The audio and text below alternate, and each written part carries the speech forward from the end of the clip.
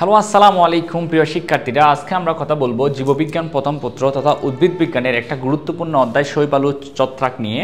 So আজকে আমাদের শৈবালু ছত্রাক এই অধ্যায়ের প্রথম লেকচার।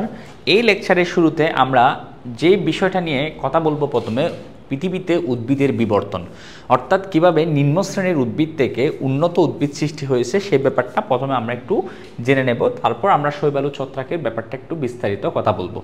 আচ্ছা দেখো, প্রথমত পৃথিবীতে যে উদ্ভিদ বিভাগের অর্থাৎ যে সমস্ত উদ্ভিদের প্রথম আবির্ভাব হয়েছে, অর্থাৎ যারা নিজের খাদ্য নিজে তৈরি করতে পারত সালোক সংশ্লেষণ প্রক্রিয়ায়, এরা হচ্ছে শৈবাল।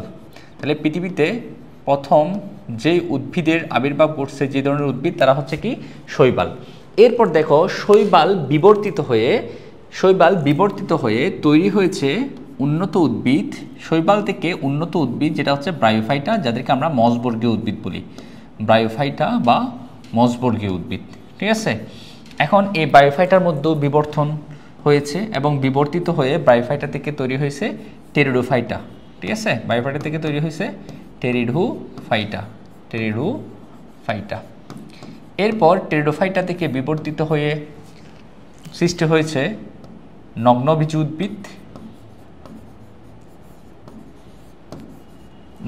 উদ্ভিদের, এবং নগ্নবীজী উদ্ভিদ থেকে বিবর্তিত হয়ে তৈরি হয়েছে আবৃতবীজী উদ্ভিদ। বর্তমানে আমরা যত উদ্ভিদ দেখি তার বেশিরভাগই হচ্ছে কি আবৃতবীজী উদ্ভিদ, অর্থাৎ বর্তমান পৃথিবীতে উদ্ভিদ জগতে রাজত্ব করছে হচ্ছে আবৃতবীজী উদ্ভিদরা।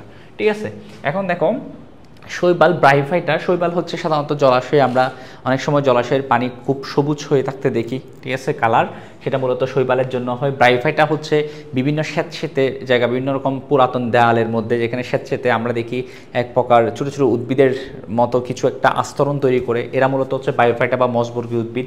টেরিডোফাইটা হচ্ছে ফার্নবর্গীয় উদ্ভিদ, যেগুলো যেমন ধরো ডেকি শাক হচ্ছে টেরিডোফাইটার সদস্য। তারপর হচ্ছে নগ্নবীজী উদ্ভিদ, অর্থাৎ যাদের বীজ হচ্ছে ফলের ভিতরে না, ফল হয় না, এই সমস্ত নগ্নবীজী উদ্ভিদে ফল হয় না, যার কারণে বীজটা বাইরে থাকে, আমরা বাইরে থেকে দেখতে পাবো, তারা হচ্ছে নগ্নবীজী উদ্ভিদ। আর আবৃতবীজী উদ্ভিদ তো আমরা সচরাচর দেখে থাকি, তারা হচ্ছে বীজটা ফলের ভিতরে থাকে। যেমন ধর একটা আমের কথা চিন্তা করতে পারো, আমের বীজটা কোথায় থাকে? আমের ভিতরে, অর্থাৎ ফলের ভিতরে। তাহলে আমরা বেশিরভাগ যত উদ্ভিদ দেখি সবার বীজ হচ্ছে ফলের ভিতরে। তার মানে আমাদের পৃথিবীতে বর্তমানে যারা রাজত্ব করতেছে সেই সমস্ত উদ্ভিদরা হচ্ছে কারা? আবৃতবীজী উদ্ভিদ, বেশিরভাগ উদ্ভিদ। ঠিক আছে, এখন দেখো এই যে শৈবাল থেকে ব্রায়োফাইটা এভাবে বিবর্তিত হয়ে তৈরি হয়েছে, তার মানে সবচেয়ে অনুন্নত উদ্ভিদ ছিল শৈবাল, তারপর বিবর্তিত হয়ে আজ সবচেয়ে উন্নত উদ্ভিদ হচ্ছে আবৃতবীজী উদ্ভিদ।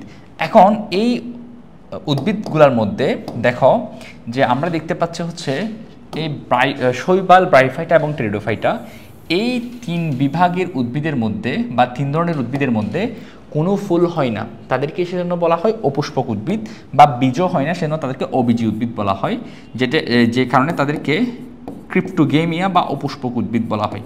ক্রিপ্টোগেমিয়া বা অপুষ্পক উদ্ভিদ বলা হয়। কেন ক্রিপ্টোগেমিয়া বা অপুষ্পক উদ্ভিদ বলা হয়? দেখো এই শব্দটা যদি আমরা একটু ভেঙে লিখি, দেখো ক্রিপ্টো শব্দের অর্থ হচ্ছে তোমার গোপন থাকা, ক্রিপ্টো শব্দের অর্থ কি? গোপন। আর গেমিয়া শব্দের অর্থ হচ্ছে ভাইয়া জনন অঙ্গ বা প্রজননের জন্য যে অঙ্গ, সেটা আমরা সবাই তো জানি উদ্ভিদের প্রজননের জন্য কোন অঙ্গ আছে, সেটা হচ্ছে ফুল। তার মানে তাদের ফুল থাকবে না, ফুল গোপন থাকবে, অর্থাৎ সেজন্য তাদেরকে আমরা অপুষ্পক উদ্ভিদ, যেহেতু তাদের ফুল নেই, বীজও হবে না, সেজন্য তাদেরকে আমরা অনেক সময় অবীজী বা অপুষ্পক উদ্ভিদ বলে থাকি। ঠিক আছে, তাইলে বলতো যে প্রথম তিন ধরনের উদ্ভিদ, শৈবাল, ব্রায়োফাইটা, টেরিডোফাইটা, এদের যেহেতু ফুল হয় না সেজন্য আমরা তাদেরকে অপুষ্পক উদ্ভিদ, তাদের বীজও হয় না সেজন্য তাদেরকে অবীজী উদ্ভিদও বলতে পারি। এর পরবর্তী আমরা যে উদ্ভিদগুলো দেখতেছি তাদের মধ্যে আছে নগ্নবীজী উদ্ভিদ এবং কি আবৃতবীজী উদ্ভিদ। এখন এই নগ্নবীজী এবং আবৃতবীজী উদ্ভিদগুলোকে বলা হয় তাকে ফেনারোগেমিয়া। কি বলা হয়? ফেনারোগেমিয়া বা সপুষ্পক উদ্ভিদ। ঘেমিয়া বা সপুষ্পক উদ্ভিদ, গেমিয়া বা সপুষ্পক উদ্ভিদ। দেখো ফেনারো শব্দের অর্থ হচ্ছে দৃশ্যমান, অর্থাৎ দেখা যাবে এমন, দৃশ্যমান। ঠিক আছে, আর গেমিয়া মানে হচ্ছে ভাই কি? জনন অঙ্গ, অর্থাৎ জনন অঙ্গ বলতে এখানে কাকে বোঝাচ্ছে? হচ্ছে ফুলকে। ঠিক আছে, ফুলকে। আবৃতবীজী উদ্ভিদ, নগ্নবীজী উদ্ভিদে কিন্তু ফুল থাকে না, ফুলের মতো একটা গঠন থাকে যেটাকে অ্যাস্ট্রোবিলাস বলে। তাহলে ফুল বা কাকে বোঝাচ্ছে? অ্যাস্ট্রোবিলাসকে বোঝাচ্ছে। তাহলে অ্যাস্ট্রোবিলাস। তাহলে একটা বিষয় খেয়াল করো তো ভাই, যেহেতু নগ্নবীজ এবং আবৃতবীজ উদ্ভিদের মধ্যে জনন অঙ্গটা ফুল বা স্ট্রোবিলাসটা দৃশ্যমান, সেজন্য আমরা তাদেরকে ফেনারোগেমিয়া বা সপুষ্পক উদ্ভিদ বলবো। এবং এদের বীজ হয়, সপুষ্পক উদ্ভিদের বীজ হয়, তাদেরকে আমরা সপুষ্পক উদ্ভিদ বা স্ববীজী উদ্ভিদ বলতে পারি। তাইলে আমরা আসলে কেন এই 3 ধরনের উদ্ভিদকে ক্রিপ্টোগেমিয়া বা অপুষ্পক বলতে সেটা জানি। তাদের ফুল হয় না সেজন্য, আর এদের বীজও হয় না। আর এদের হচ্ছে পুষ্পক উদ্ভিদ কেন বলা হচ্ছে সপুষ্পক উদ্ভিদ, কারণ এদের ফুল বা ফুলের মতো দেখতে স্ট্রোবিলাস হয় এবং বীজও হয়, সেজন্য তাকে আমরা সপুষ্পক উদ্ভিদ বা স্ববীজী উদ্ভিদ বলতে পারি। এখন একটা বিষয় খুবই গুরুত্বপূর্ণ, দেখো এই যে শৈবাল, ব্রায়োফাইটা, টেরিডোফাইটা, নগ্নবীজ এবং আবৃতবীজ উদ্ভিদের মধ্যে প্রথম 2 ধরনের উদ্ভিদের মধ্যে অর্থাৎ ব্রায়োফাইটা এবং শৈবালের মধ্যে কোনো ধরনের ভাস্কুলার বান্ডেল থাকে না, অর্থাৎ পরিবহন টিস্যু থাকে না। পরিবহন টিস্যু বলতে আমরা কি বুঝি? জাইলেম ফ্লুয়েমকে বুঝি, তাই না? কোনো ধরনের জাইলেম ফ্লুয়েম থাকে না, তাইলে এদেরকে আমরা পরিবহন অভাস্কুলার উদ্ভিদ বলতে পারি। অর্থাৎ তাদের কি নেই? পরিবহন টিস্যু নেই, অর্থাৎ জাইলেম ফ্লুয়েম নেই। জাইলেম কি পরিবহন করে? জল। ফ্লুয়েম কি পরিবহন করে? খাদ্য। এগুলো আমরা জানি। দেখো তাদের পরিবহন টিস্যু নেই, অর্থাৎ তারা হচ্ছে পরিবহন টিস্যুকে ইংরেজিতে কি বলে ভাই? Vascular tissue. সেজন্য তাদেরকে আমরা অভাস্কুলার উদ্ভিদও বলে থাকি। আর এই যে টেরিডোফাইটা, নগ্নবীজি এবং কি আবৃতবীজি উদ্ভিদ, এদের কিন্তু আবার পরিবহন টিস্যু বা ভাস্কুলার টিস্যু আছে। পরিবহন টিস্যু বা ভাস্কুলার টিস্যু আছে, পরিবহন টিস্যু আছে। সেজন্য আমরা তাদেরকে কি বলবো?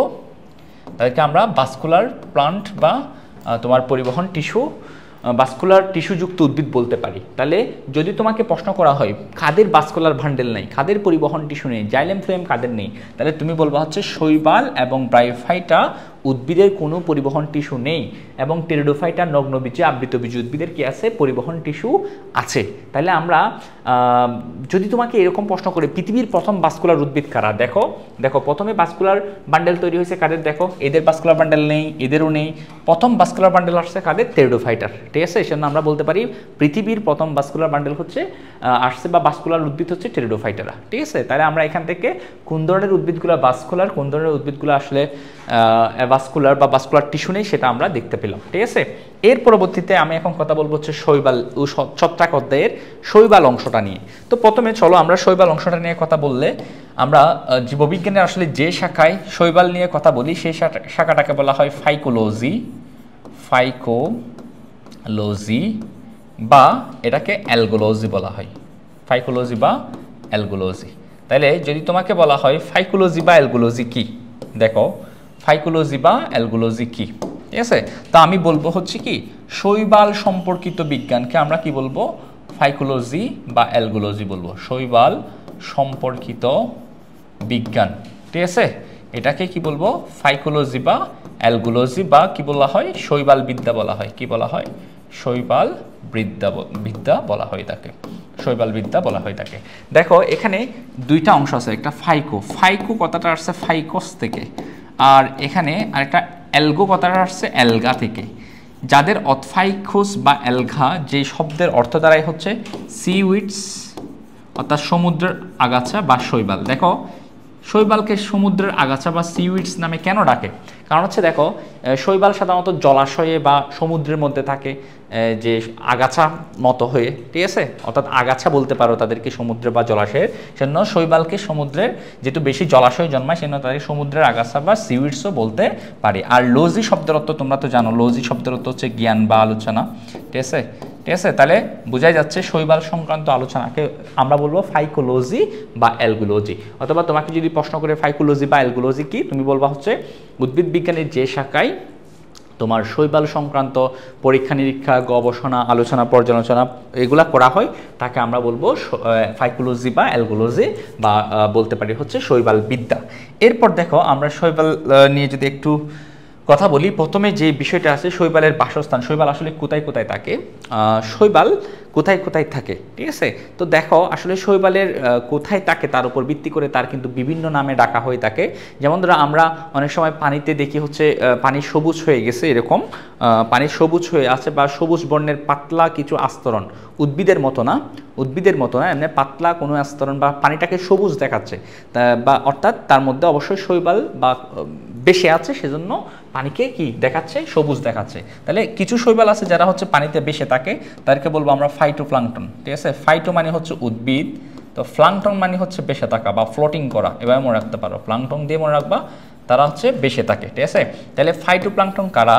যে সমস্ত শৈবাল পানিতে বেঁচে থাকে। তাহলে পানিতে ভাসমান শৈবাল, পানিতে কি ভাসমান শৈবালকে আমরা কি বলবো? ফাইটোপ্লাঙ্কটন বলবো, ঠিক আছে। আচ্ছা, প্লাঙ্কটন দিয়ে মনে রাখবো ফ্লোটিং করে, তারা ভাসে, ঠিক আছে। এরপর দেখো আমরা মনে রাখতে পারি হচ্ছে বেন্তিক শৈবাল, ঠিক আছে। বেন্তিক শৈবাল হচ্ছে ওই সমস্ত শৈবাল যারা হচ্ছে বেইসে থাকে। বেইস মানে হচ্ছে তলদেশে থাকে, ঠিক আছে। কিসের তলদেশে থাকে? তোমার জলাশয়। ধরো এটা একটা জলাশয়, এখানে পানি আছে, তো এখানে হচ্ছে নিচে, জলাশয়ের নিচে মাটিতে আবদ্ধ অবস্থায় কিছু শৈবাল থাকে, তাদেরকে আমরা কি বলবো? বেন্তিক। তাহলে জলাশয়ের মাটিতে কি অবস্থায় থাকে? মাটিতে আবদ্ধ শৈবালকে আমরা কি বলবো? মাটিতে আবদ্ধ শৈবালকে আমরা বলবো হচ্ছে বেন্তিক, ঠিক আছে। এরপর লিথোফাইট। আমরা অনেক সময় দেখো পাথর অনেক পিচ্ছিল হয়ে যায়, বা কোনো একটা যে পথের মধ্য দিয়ে হাঁটার সময় দেখা যায় পিচ্ছিল হয়ে যায়, তো আমরা অনেক সময় পিছলা খেতে পারি এই ধরনের পাথরের উপর দিয়ে হাঁটার সময়। আসলে পাথর বা এরকম পাথরের তৈরি বা তোমার পাকা রাস্তা বা কোনো রাস্তাঘাটের মধ্যে এরকম পিচ্ছিল হয়ে যাওয়ার কারণ কি? পানি জমে। কারণ হচ্ছে এই রাস্তাঘাটের মধ্যে বা পাথরের উপর কিছু কি জন্মায়? শৈবাল জন্মায়। এই শৈবালগুলা কি করে দেয়?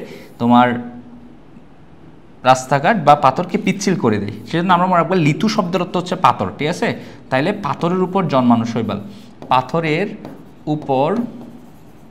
উপর জন্মানো শৈবালকে আমরা কি বলবো? জন্মানো শৈবালকে আমরা বলবো হচ্ছে লিথোফাইট। লিথু শব্দের অর্থ হচ্ছে পাথর, ঠিক আছে। পাথরের মধ্যে থ আছে, এখানেও লিথোফাইটের মধ্যে থ আছে। দেখো এভাবে মনে রাখতে পারি পাথর, লিথোফাইটে, ঠিক আছে। আর বেন্তিক, এটা তো বেইসে থাকে, মাটিতে থাকে, ঠিক আছে। এরপর দেখো মনে রাখতে পারি হচ্ছে আরেক ধরনের শৈবাল আছে যারা ফাইট মানে হচ্ছে উদ্ভিদ, এন্ডো মানে হচ্ছে অভ্যন্তরে। তাহলে উঁচু শ্রেণীর উদ্ভিদের অভ্যন্তরে যে শৈবাল থাকে তারা হচ্ছে কি? এন্ডোফাইট। তাহলে এন্ডোফাইট কারা? এরা হচ্ছে উচ্চ শ্রেণীর উদ্ভিদের অভ্যন্তরে থাকে। যেমন ধর একটা গাছের পাতা, ঠিক আছে, এই পাতার বা পাতার কুশের ভিতরে ধরো কিছু শৈবালের কুশ অবস্থান করতেছে, তাহলে আমরা তাদেরকে এন্ডোফাইট বলবো। তাহলে এন্ডোফাইট কারা? এন্ডো শব্দের অর্থ হচ্ছে ভেতরে, উচ্চ শ্রেণীর উদ্ভিদের টিস্যুর অভ্যন্তরে। উদ্ভিদের কিসের অভ্যন্তরে? টিস্যুর অভ্যন্তরে। উদ্ভিদের টিস্যুর অভ্যন্তরে যেই শৈবাল জন্মায়, ঠিক আছে, তাদেরকে আমরা বলবো হচ্ছে এন্ডোফাইট, ঠিক আছে। তাদেরকে কি বলবো আমরা? এন্ডোফাইট বলবো। এরপর হচ্ছে আরেক ধরনের শৈবাল আছে যেটাকে ইপিফাইট বলা হয়, যেটাকে কি বলা হয়? ইপিফাইট বলা হয়। তাহলে ইপি শব্দ দিয়ে আমরা মনে রাখবো হচ্ছে এক্সটার্নাল বা বাইরে, ইপিফাইট। যেমন ধর আমরা বলি ইপিডার্মিস, বহির্ত্বক, তাই না? ইপি দ্বারা বোঝানো হচ্ছে বাইরে, ঠিক আছে। ফাইট মানে হচ্ছে উদ্ভিদ, তার মানে তারা অন্য উদ্ভিদের উপর জন্মাবে অথবা অন্য শৈবালের উপর জন্মাবে। তাহলে অন্য শৈবালের গায়ের উপর জন্মায়, এরকম শৈবালকে আমরা বলবো ইপিফাইট। অন্য শৈবালের গায়ের উপর জন্মায়, ঠিক আছে। তাহলে আমাদের দেখো তো তাদের বসবাসের স্থান অনুসারে আমরা কয় ভাগে ভাগ করতে পারি? ফাইটোপ্লাঙ্কটন, যে সমস্ত ফাইটো মানে উদ্ভিদ প্লাঙ্কটন বা ফ্লোটিং করে ভাসমান থাকে তাদেরকে বলবো আমরা ফাইটোপ্লাঙ্কটন, ঠিক আছে। বেন্তিক কারা? যারা জলাশয়ের নিচে, বেস বা মাটির নিচের দিকে আবদ্ধ থাকে, জলাশয়ে মাটিতে আবদ্ধ থাকে, জলাশয়ের নিচে মাটিতে আবদ্ধ থাকে, এরকম বলতে পারি। লিথোফাইট কারা? লিথু শব্দের অর্থ হচ্ছে পাথর, ঠিক আছে। পাথরের উপর যে শৈবাল জন্মায় তাদেরকে আমরা বলবো লিথোফাইট। আর এন্ডোফাইট, এন্ডো মানে হচ্ছে ভেতরে, ফাইট মানে হচ্ছে উদ্ভিদ, উচ্চ শ্রেণীর উদ্ভিদের টিস্যুর অভ্যন্তরে, ঠিক আছে, কোষের ভিতরে মাঝে মাঝে অবস্থান জন্মানো বা যে সমস্ত শৈবাল থাকে তাদেরকে আমরা এন্ডোফাইট বলবো। তারপর হচ্ছে ইপিফাইট, ইপি শব্দের অর্থ হচ্ছে বাইরে, ঠিক আছে। ফাইট মানে হচ্ছে উদ্ভিদ। তাহলে অন্য শৈবালের গায়ের উপর বা অন্য উদ্ভিদের গায়ের উপর জন্মায় এমন শৈবালকে আমরা ইপিফাইট বলবো, ঠিক আছে। এরপর দেখো আমরা শৈবালের বৈশিষ্ট্যটা দেখব। শৈবালের বৈশিষ্ট্যটা এমনভাবে আমরা পড়বো যেন একই সাথে আমাদের ছত্রাকের বৈশিষ্ট্যটাও জানা হয়ে যায়, ঠিক আছে। তাহলে যেহেতু আমরা শৈবাল ছত্রাক অধ্যায়টা নিয়ে এখানে পড়তেছি, তাহলে শৈবালের বৈশিষ্ট্য নিয়ে আমরা এমনভাবে পড়বো যেন আমাদের ছত্রাকের বৈশিষ্ট্যও জানা হয়ে যায়। যেমন ধরো আমি এখানে কয়েকটা বৈশিষ্ট্যের কথা লিখছি। প্রথমত দেখো কোষের গঠন, ঠিক আছে, কোষের গঠন। দেখো শৈবাল হচ্ছে আসলে শৈবালের কোষ হচ্ছে সুগঠিত, অর্থাৎ সে হচ্ছে প্রকৃত কোষী, ঠিক আছে। আমরা বলতে পারি শৈবালের কোষ হচ্ছে কীরকম? সুগঠিত। শৈবালের কোষ কীরকম? সুগঠিত। এবং শৈবাল আসলে এককুশী বা বহুকুশী হতে পারে। তাহলে শৈবাল একুশ হচ্ছে সুগঠিত, তারপর হচ্ছে তার শৈবালের দেহ এককুশী বা কি হতে পারে, বহুকুশী হতে পারে। এই কথাটা তুমি ছত্রাকের বৈশিষ্ট্যের বেলায়ও লিখতে পারবা। তাইলে কোষের গঠন, শৈবালের কোষ যে সুগঠিত এবং শৈবাল কি হতে পারে, এককুশী শৈবাল থাকতে পারে যেগুলো তুমি মাইক্রোস্কোপ দিয়ে দেখতে হবে এমন, আবার কিছু শৈবাল আছে খালি চোখে দেখা যাবে, ঠিক আছে, এরা হচ্ছে বহুকুশী শৈবাল। তো ছত্রাকের মধ্যেও ঠিক এমন, কিছু ছত্রাক আছে মাইক্রোস্কোপিক এককুশী, এরকমও ছত্রাক আছে, আর কিছু শৈবাল আছে বহুকুশী, সরি ছত্রাক আছে বহুকুশী, ঠিক আছে। আচ্ছা, তাহলে পরিবহন টিস্যু, পরিবহন টিস্যু বলতে বোঝাচ্ছে কাকে, জাইলেম ফ্লুয়েমকে, অর্থাৎ ভাস্কুলার বান্ডেলকে, ঠিক আছে। আমরা জানি শৈবালের মধ্যে পরিবহন টিস্যু থাকে না, ঠিক আছে। তাহলে আমরা কি বলতে পারি, পরিবহন টিস্যু, পরিবহন টিস্যু অর্থাৎ কি ভাস্কুলার টিস্যু, ঠিক আছে, ভাস্কুলার টিস্যু থাকে না, টিস্যু থাকে না। এবং সেই কথাটা কিন্তু তুমি ছত্রাকের বেলায়ও বলতে পারবা, ছত্রাকের মধ্যে ভাস্কুলার টিস্যু থাকে না। তাহলে দেখো সেম সেম বৈশিষ্ট্য আমরা ছত্রাকের জন্য, শৈবালের জন্য বলতে পারতেছি, ছত্রাকের জন্য বলতে পারতেছি। দৈহিক গঠন, এদের দৈহিক গঠন, শৈবালের তুমি একটা উদ্ভিদকে সাধারণত কোনটা মূল, কোনটা কাণ্ড, কোনটা পাতা, এভাবে আমরা ভাগ করতে পারি, এটা মূল, এটা কাণ্ড, এটা পাতা। কিন্তু শৈবালের মধ্যে এবং ছত্রাকের মধ্যে কোনটা মূল, কোনটা কাণ্ড, কোনটা পাতা, এগুলা তুমি ভাগ করতে পারবে না। এবং শৈবালটাকে দেখতে মানে পুরাটা দেহ একই রকম মনে হবে। সেজন্য আমরা শৈবাল এবং ছত্রাককে দুইজনের ক্ষেত্রে, দুইটার ক্ষেত্রে কি দেখব, হচ্ছে পুরাটা দেহ একই রকম, মূল কাণ্ড পাতায় ভাগ করতে পারবো না, সেজন্য আমরা তাদেরকে বলবো সমাঙ্গদেহী, ঠিক আছে, অর্থাৎ পুরা অঙ্গটাই সমান, সমাঙ্গদেহী। বা আমরা বলতে পারি হচ্ছে এটাতে বলা হয় থ্যালয়েড, কি বলা হয়, থ্যালয়েড। থ্যালয়েড মানে হচ্ছে বাংলা করলে হয় সমাঙ্গদেহী, অর্থাৎ যাদেরকে মূল কাণ্ড পাতায় ভাগ করা যায় না। এই কথাটা তুমি ছত্রাকের জন্য বলতে পারবা, ছত্রাকও কিন্তু সমাঙ্গদেহী বা থ্যালয়েড, ঠিক আছে। এরপর হচ্ছে ভ্রূণ, ঠিক আছে। এরপর দৈহিক গঠন হচ্ছে সমাঙ্গদেহী বা থ্যালয়েড। এরপর হচ্ছে ভ্রূণটা দেখো, ভ্রূণ হচ্ছে আমরা জানি হচ্ছে কি, ধরো এটা হচ্ছে স্ত্রী জননাঙ্গ, ঠিক আছে। তো স্ত্রী জননাঙ্গের ভিতরে অবশ্যই কি থাকবে, ডিম্বাণু থাকবে। স্ত্রী জননাঙ্গের ভিতরে কি থাকবে, ডিম্বাণু থাকবে। এখন ডিম্বাণুকে নিষিক্ত করবে কে, ধরো হচ্ছে ডিম্বাণুকে নিষিক্ত করবে হচ্ছে শুক্রাণু। তাহলে শুক্রাণু ডিম্বাণু নিষিক্ত হওয়ার পর কি হবে, জাইগুট হবে। শুক্রাণু ডিম্বাণু নিষিক্ত হওয়ার পর কি হবে, এটা হবে জাইগুট। তাহলে এই জাইগুট হলো, ঠিক আছে। এখন জাইগুটটা কিন্তু স্ত্রী জননাঙ্গের ভিতরে অবস্থান করে না, এখানে অবস্থান করে সেল ডিভিশন করে ভ্রূণ তৈরি করে না, এটা স্ত্রী জননাঙ্গ থেকে বাইরে বের হয়ে যায় এবং এটা এরপর এখানে বাইরে কোষ বিভাজনের মাধ্যমে এটা ভ্রূণ তৈরি করে, ঠিক আছে। তাহলে তোমার শৈবাল এবং ছত্রাক উভয়ের ক্ষেত্রে জাইগুটটা স্ত্রী জননাঙ্গের ভিতরে ভ্রূণ গঠন করে না, জননাঙ্গ থেকে বাইরে বের হয়ে যায়, তারপর ভ্রূণ তৈরি করে। তাহলে আমরা বলতে পারি স্ত্রী জননাঙ্গে বহুকোষী ভ্রূণ তৈরি, বহুকোষী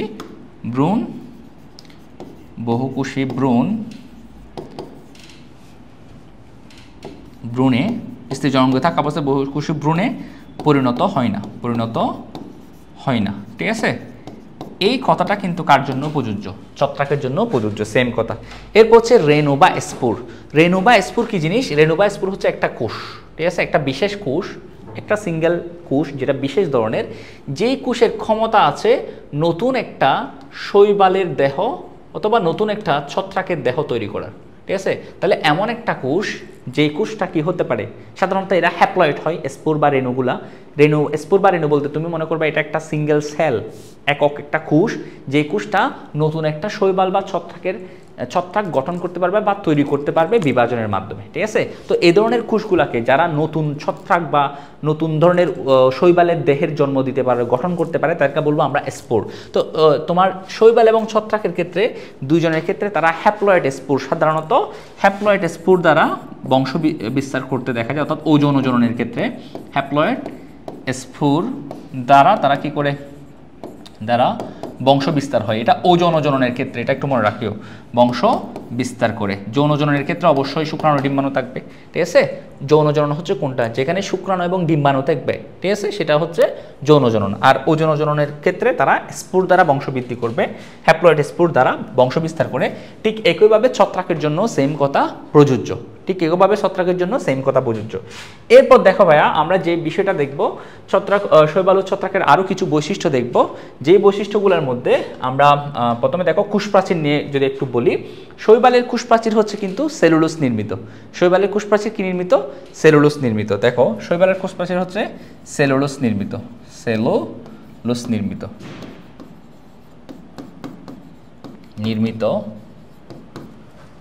কোষপ্রাচীর, ঠিক আছে, এটা মনে রাখবো। আর ছত্রাকের ক্ষেত্রে তার উল্টা, ঠিক আছে, ছত্রাকের কোষপ্রাচীর হচ্ছে কি কাইটিন নির্মিত কোষপ্রাচীর থাকে।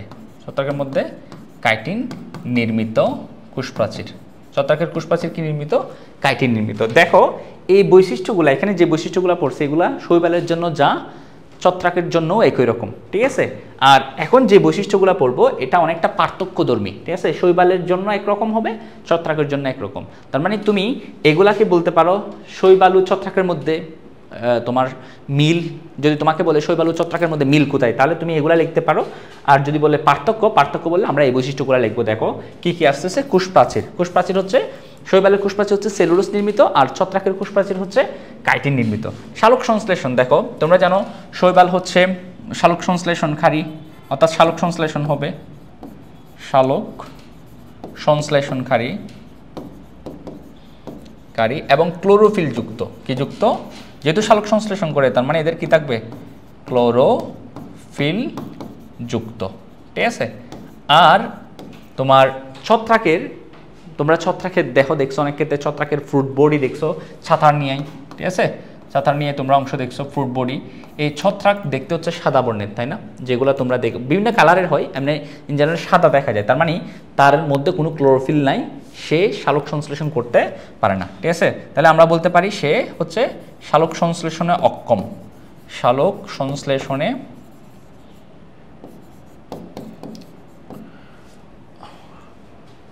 অক্ষম, এবং তার মধ্যে কি থাকে না? অবশ্যই ক্লোরোফিল থাকে না, ক্লোরোফিল থাকে না। তাইলে এই বৈশিষ্ট্যগুলো আমরা পার্থক্যের জন্য একই সাথে শিখে ফেলবো, ঠিক আছে। সঞ্চিত খাদ্য, ঠিক আছে। এখন এই যে শালক সংশ্লেষণ প্রক্রিয়ায় যে খাদ্যটা তৈরি করে, ঠিক আছে, এই খাদ্যটা সে সঞ্চয় করে কি হিসেবে? সাধারণত স্টার্চ বা শ্বেতসার হিসেবে। স্টার্চ বা কি হিসেবে? স্টার্চকে বাংলায় বলা হয় শ্বেতসার, ঠিক আছে।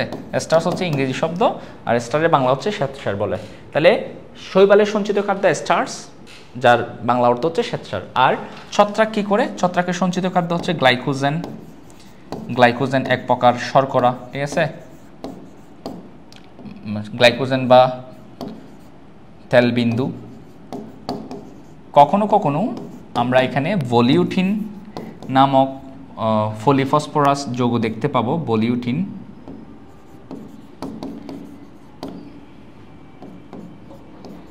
চর্বি সঞ্চয় করতে পারে, ভলিউটিন বা চর্বি। তাহলে দেখো তো শৈবালের সঞ্চিত খাদ্য হচ্ছে স্টার্চ বা শ্বেতসার, আর ছত্রাকের সঞ্চিত খাদ্য, তাই সে তার কোষের ভিতরে খাদ্যকে সঞ্চিত করে রাখে গ্লাইকোজেন, তেলবিন্দু, ভলিউটিন বা চর্বি হিসেবে সঞ্চয় করে রাখে। পুষ্টি গ্রহণ, শৈবাল হচ্ছে অটোট্রফিক, ঠিক আছে, বা সবুজি। অটোট্রফিক বা সবুজি অর্থাৎ সে নিজের বুঝ, অর্থাৎ বুঝ মানে হচ্ছে খাবার, নিজেই তৈরি করতে পারে, নিজের খাদ্য নিজে তৈরি করতে পারে। আর ছত্রাকের ক্ষেত্রে ভাই, ছত্রাক নিজের খাদ্য নিজে তৈরি করতে পারে না। ছত্রাক সাধারণত মৃতজীবী হয়, অর্থাৎ মৃত বস্তু, জৈব বস্তু থেকে খাদ্য গ্রহণ করে, ঠিক আছে, মৃত বস্তু থেকে খাবার সে শোষণ করে, ঠিক আছে। আবার অনেক সময় পরজীবী হতে পারে। পরজীবী মানে হচ্ছে অন্য উদ্ভিদ বা প্রাণীর দেহের উপর বসবাস করবে এবং তার থেকে পুষ্টি গ্রহণ করবে, তার ক্ষতিও করবে, এরকম হলে পরজীবী বলবো। তাহলে দেখো অন্য উদ্ভিদ বা প্রাণীর দেহের মধ্যে ছত্রাক বসবাস করবে, তার থেকে পুষ্টি গ্রহণ করবে এবং সাথে তার ক্ষতি সাধনও করবে, তাহলে তখন তাকে বলবো পরজীবী। আর একটা হচ্ছে মৃতজীবী হিসেবে সে খাদ্য গ্রহণ করতে পারে, মৃতজীবী হিসেবে। অর্থাৎ ছত্রাকের সাথে ধরো ছত্রাক অন্য কারোর সাথে বসবাস করতে পারে, যেমন ধরো অনেক ক্ষেত্রে দেখা লাইকেনের ক্ষেত্রে, লাইকেন বলে একটা তোমার অ্যাসোসিয়েশন আছে মৃতজীবী সম্পর্ক, যেখানে ছত্রাক এবং শৈবাল একসাথে থাকে, ছত্রাক ও শৈবাল একসাথে থাকে। এবং ছত্রাক কী করে? শৈবাল থেকে খাবার নেই, আবার ছত্রাকও কী করে? শৈবালের কিছু উপকার করে। তাহলে মৃতজীবী সম্পর্ক কি? যেখানে ছত্রাক খাবার পাবে তার পরিবর্তে সে ক্ষতি করবে না, বরঞ্চ কিছুটা উপকার করবে অন্য জীবের। তাহলে দুইটা জীব যখন একে অপরের সাথে একসাথে থাকবে কিন্তু একে অপরের ক্ষতি না করে যদি এক অপরের তোমার একটা মিউচুয়ালিজম বা ফ্রেন্ডলি সম্পর্কের মধ্যে থাকে তখন তাকে বলবো আমরা মৃতজীবী। ঠিক আছে, তো মনে রাখবে ছত্রাক এমনি হচ্ছে মৃতজীবী, মানে মৃত জৈব বস্তু থেকে, পচা বস্তু থেকে খাবার গ্রহণ করবে। পরজীবী মানে হচ্ছে যার থেকে খাদ্য গ্রহণ করবে তার ক্ষতি করবে, আর মৃতজীবী হচ্ছে যার থেকে খাবার নেবে তার কিছুটা উপকারও করবে, তার ক্ষতি করবে না। আর সে খাবার গ্রহণ করে হচ্ছে শোষণ প্রক্রিয়ার মাধ্যমে। খাবার কি করে? শোষণ প্রক্রিয়ার মাধ্যমে খাবার সে গ্রহণ করে। ঠিক আছে, আর আমাদের যে শৈবাল, শৈবাল হচ্ছে কিন্তু সবুজী। তাহলে এই বিষয়গুলো আমরা মনে রাখবো। এই যে 4টা বিষয়, কোষ প্রাচীর, সালোক সংশ্লেষণ নিয়ে, সঞ্চিত খাদ্য এবং পুষ্টি গ্রহণ, এই 4টা বৈশিষ্ট্য হচ্ছে শৈবালের জন্য আমরা যা বলবো তোমার ছত্রাকের মধ্যে একটু বিপরীত হবে। অর্থাৎ এই 4টা বৈশিষ্ট্যকে তুমি শৈবাল ও ছত্রাকের মধ্যকার পার্থক্য হিসেবেও দেখাতে পারো। আগের যে বৈশিষ্ট্যগুলো ছিল 1 2 3 4 5, এই 5টা বৈশিষ্ট্য কিন্তু শৈবাল ও ছত্রাকের মিল হিসেবে তুমি দেখাতে পারো। তাহলে কিন্তু আমরা একই সাথে শিখে ফেলতেছি। দেখো, তারপর হচ্ছে যৌন জনন। ঠিক আছে, এই বিষয়গুলো আসলে আমরা ছত্রাকের জন্য প্রযোজ্য হবে না, শুধু শৈবালের জন্য প্রযোজ্য হবে।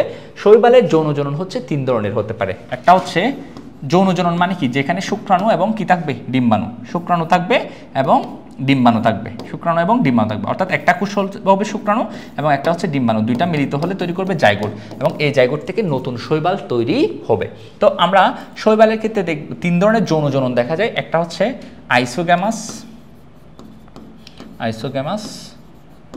একটা হচ্ছে অ্যানাইসোগ্যামাস,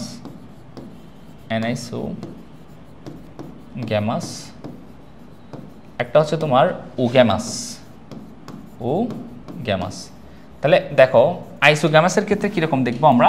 আইসোগ্যামাসের ক্ষেত্রে শুক্রাণু এবং ডিম্বাণু দুইটাই হচ্ছে বাহ্যিক দৃষ্টিতে দেখতে একই রকম হবে। শুক্রাণু ডিম্বাণু দেখতে একই রকম হবে, তখন বলবো আইসোগ্যামাস। আইসো শব্দের অর্থ হচ্ছে একই। অ্যানাইসো মানে হচ্ছে একটা শুক্রাণুটা সাধারণত ছোট হয় আর ডিম্বাণুটা অর্থাৎ তোমার ফিমেল গ্যামেটটা, স্ত্রী জনন কোষটা হচ্ছে বড়। তাই একটা ছোট একটা বড়, এরকম হলে অ্যানাইসোগ্যামাস বলবো। আর ওগ্যামাস হচ্ছে ডিম্বাণুটা হচ্ছে বড় এবং নিচ্ছল আর শুক্রাণুটা হচ্ছে সচল। ঠিক আছে, এরকম হলে তোমার আমরা এটাকে বলবো ওগ্যামাস।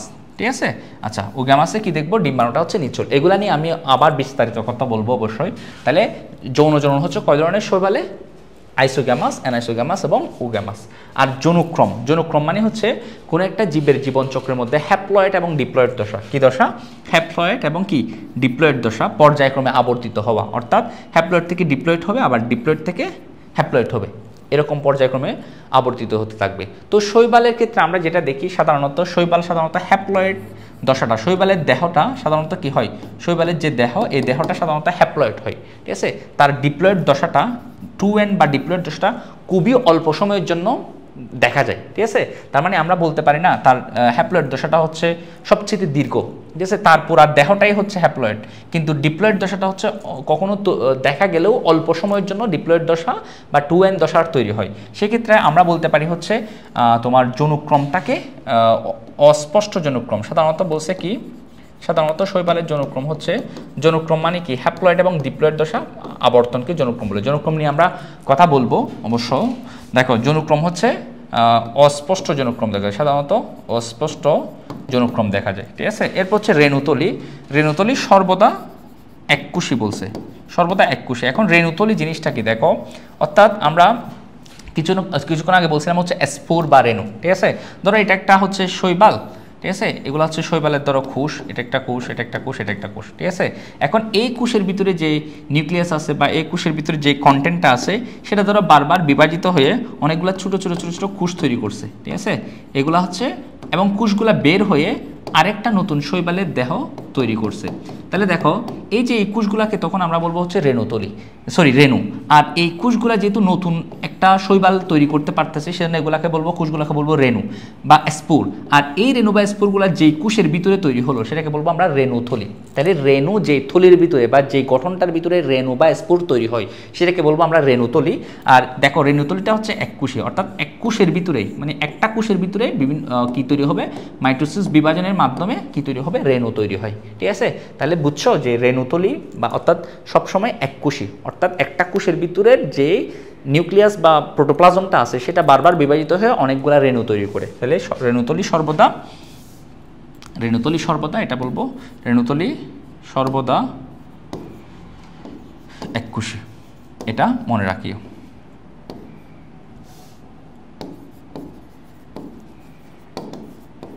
আচ্ছা, এটা একটু মনে রাখিও। আচ্ছা, তাহলে আমরা এই বৈশিষ্ট্যগুলো ছত্রাকের জন্য না, শুধু এগুলো শৈবালের জন্য পড়বো, ঠিক আছে?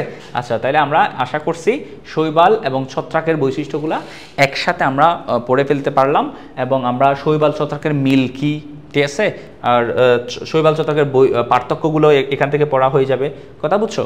তাহলে আমরা কিন্তু এখানে শৈবালের বৈশিষ্ট্যগুলো যদি পড়ি, একই সাথে ছত্রাকের বৈশিষ্ট্যগুলো পড়া হয়ে যাবে, যেটা আমাদের পরবর্তী যখন আমরা ছত্রাক নিয়ে কথা বলবো তখন বৈশিষ্ট্যগুলো আলাদাভাবে আবার পড়তে হবে না, এখান থেকে আমাদের পড়া হয়ে যাবে, ঠিক আছে? এখন আমরা কথা বলবো হচ্ছে শৈবালের কোষের গঠন নিয়ে, অর্থাৎ একটা শৈবাল কোষের মধ্যে আসলে কি কি অংশ থাকে। দেখো, একটা শৈবালের কোষ হচ্ছে সাধারণত উদ্ভিদ কোষের মতো, উদ্ভিদ কোষের বাইরে যেরকম কোষ প্রাচীর থাকে, একদম শৈবালের কোষের বাইরেও কোষ প্রাচীর থাকবে, একদম সর্ববাইরে হচ্ছে কি থাকবে, শৈবালের কোষের একদম সর্ববাইরে থাকবে কোষ প্রাচীর। এরপর থাকবে হচ্ছে কোষ ঝিল্লি, ঠিক আছে? এরপর তোমার সাইটোপ্লাজম, এরপর হচ্ছে সাইটোপ্লাজমের মধ্যে বিভিন্ন অংশের পর নিউক্লিয়াস। অর্থাৎ একটা উদ্ভিদ কোষের মধ্যে যেরকম তোমরা দেখো সবার বাইরে হচ্ছে কোষ প্রাচীর, তারপর কোষ ঝিল্লি, তারপর সাইটোপ্লাজম, তারপর নিউক্লিয়াস, ঠিক সেমভাবে আমরা একটা শৈবালের কোষের মধ্যেও দেখতে পাবো, ঠিক আছে? এখন দেখো, এই যে শৈবালের কোষের মধ্যে যে আমরা দেখতে পাবো হচ্ছে তোমার কোষ প্রাচীর, তো কোষ প্রাচীর নিয়ে কয়েকটা কথা বলি আমরা। প্রথমত যেটা মনে রাখবো, শৈবালের কোষ প্রাচীর আমরা কিছুক্ষণ আগেও দেখছি, সেটা হচ্ছে সেলুলোজ নির্মিত কোষ প্রাচীর। শৈবালের কোষ প্রাচীর কি নির্মিত? সেলুলোজ নির্মিত, এটা একটু মনে রাখবো। শৈবালের কোষ প্রাচীর কি দ্বারা গঠিত? সেলুলোজ দ্বারা গঠিত, ঠিক আছে? এবং আরেকটা বিষয় আমরা মনে রাখবো, ডায়াটম শৈবালে, ঠিক আছে, কিছু শৈবাল হচ্ছে যাদেরকে ডায়াটম বলা হয়, ক্রাইসোফাইটার অন্তর্ভুক্ত, ওই শৈবালগুলাকে, ডায়াটম শৈবালগুলার মধ্যে যে কোষ প্রাচীরটা থাকে, ওই কোষ প্রাচীরটা কিন্তু স্লিকাময় হয়ে থাকে, ঠিক আছে, অর্থাৎ সিলিকনযুক্ত হয়ে থাকে। তাহলে ডায়াটম শৈবালের স্লিকাময় যে কোষ প্রাচীর সেটাকে বলা হয় প্রোস্টিউল। তাহলে খেয়াল করো তো, ডায়াটম শৈবালের মধ্যে যে কোষ প্রাচীর থাকে সেটা কিময়? স্লিকাময়। শৈবালের স্লিকাময় কোষ প্রাচীরকে কি বলা হয়? স্লিকাময় কোষ প্রাচীরকে বলে প্রোস্টিউল। কোষ প্রাচীরকে কি বলে? কোষ প্রাচীরকে প্রোস্টিউল বলে, এটা একটু মনে রাখবো। তাহলে তোমাকে যদি প্রশ্ন করে যে প্রোস্টিউল কি, তাহলে মনে রাখবা প্রোস্টিউল হচ্ছে মূলত হচ্ছে ভাইয়া, প্রোস্টিউল হচ্ছে মূলত হচ্ছে তোমার কোষ প্রাচীর। তবে এটা কোন শৈবালের? ডায়াটম শৈবালের। কোন ধরনের কোষ প্রাচীর? স্লিকাময় কোষ প্রাচীর, ঠিক আছে?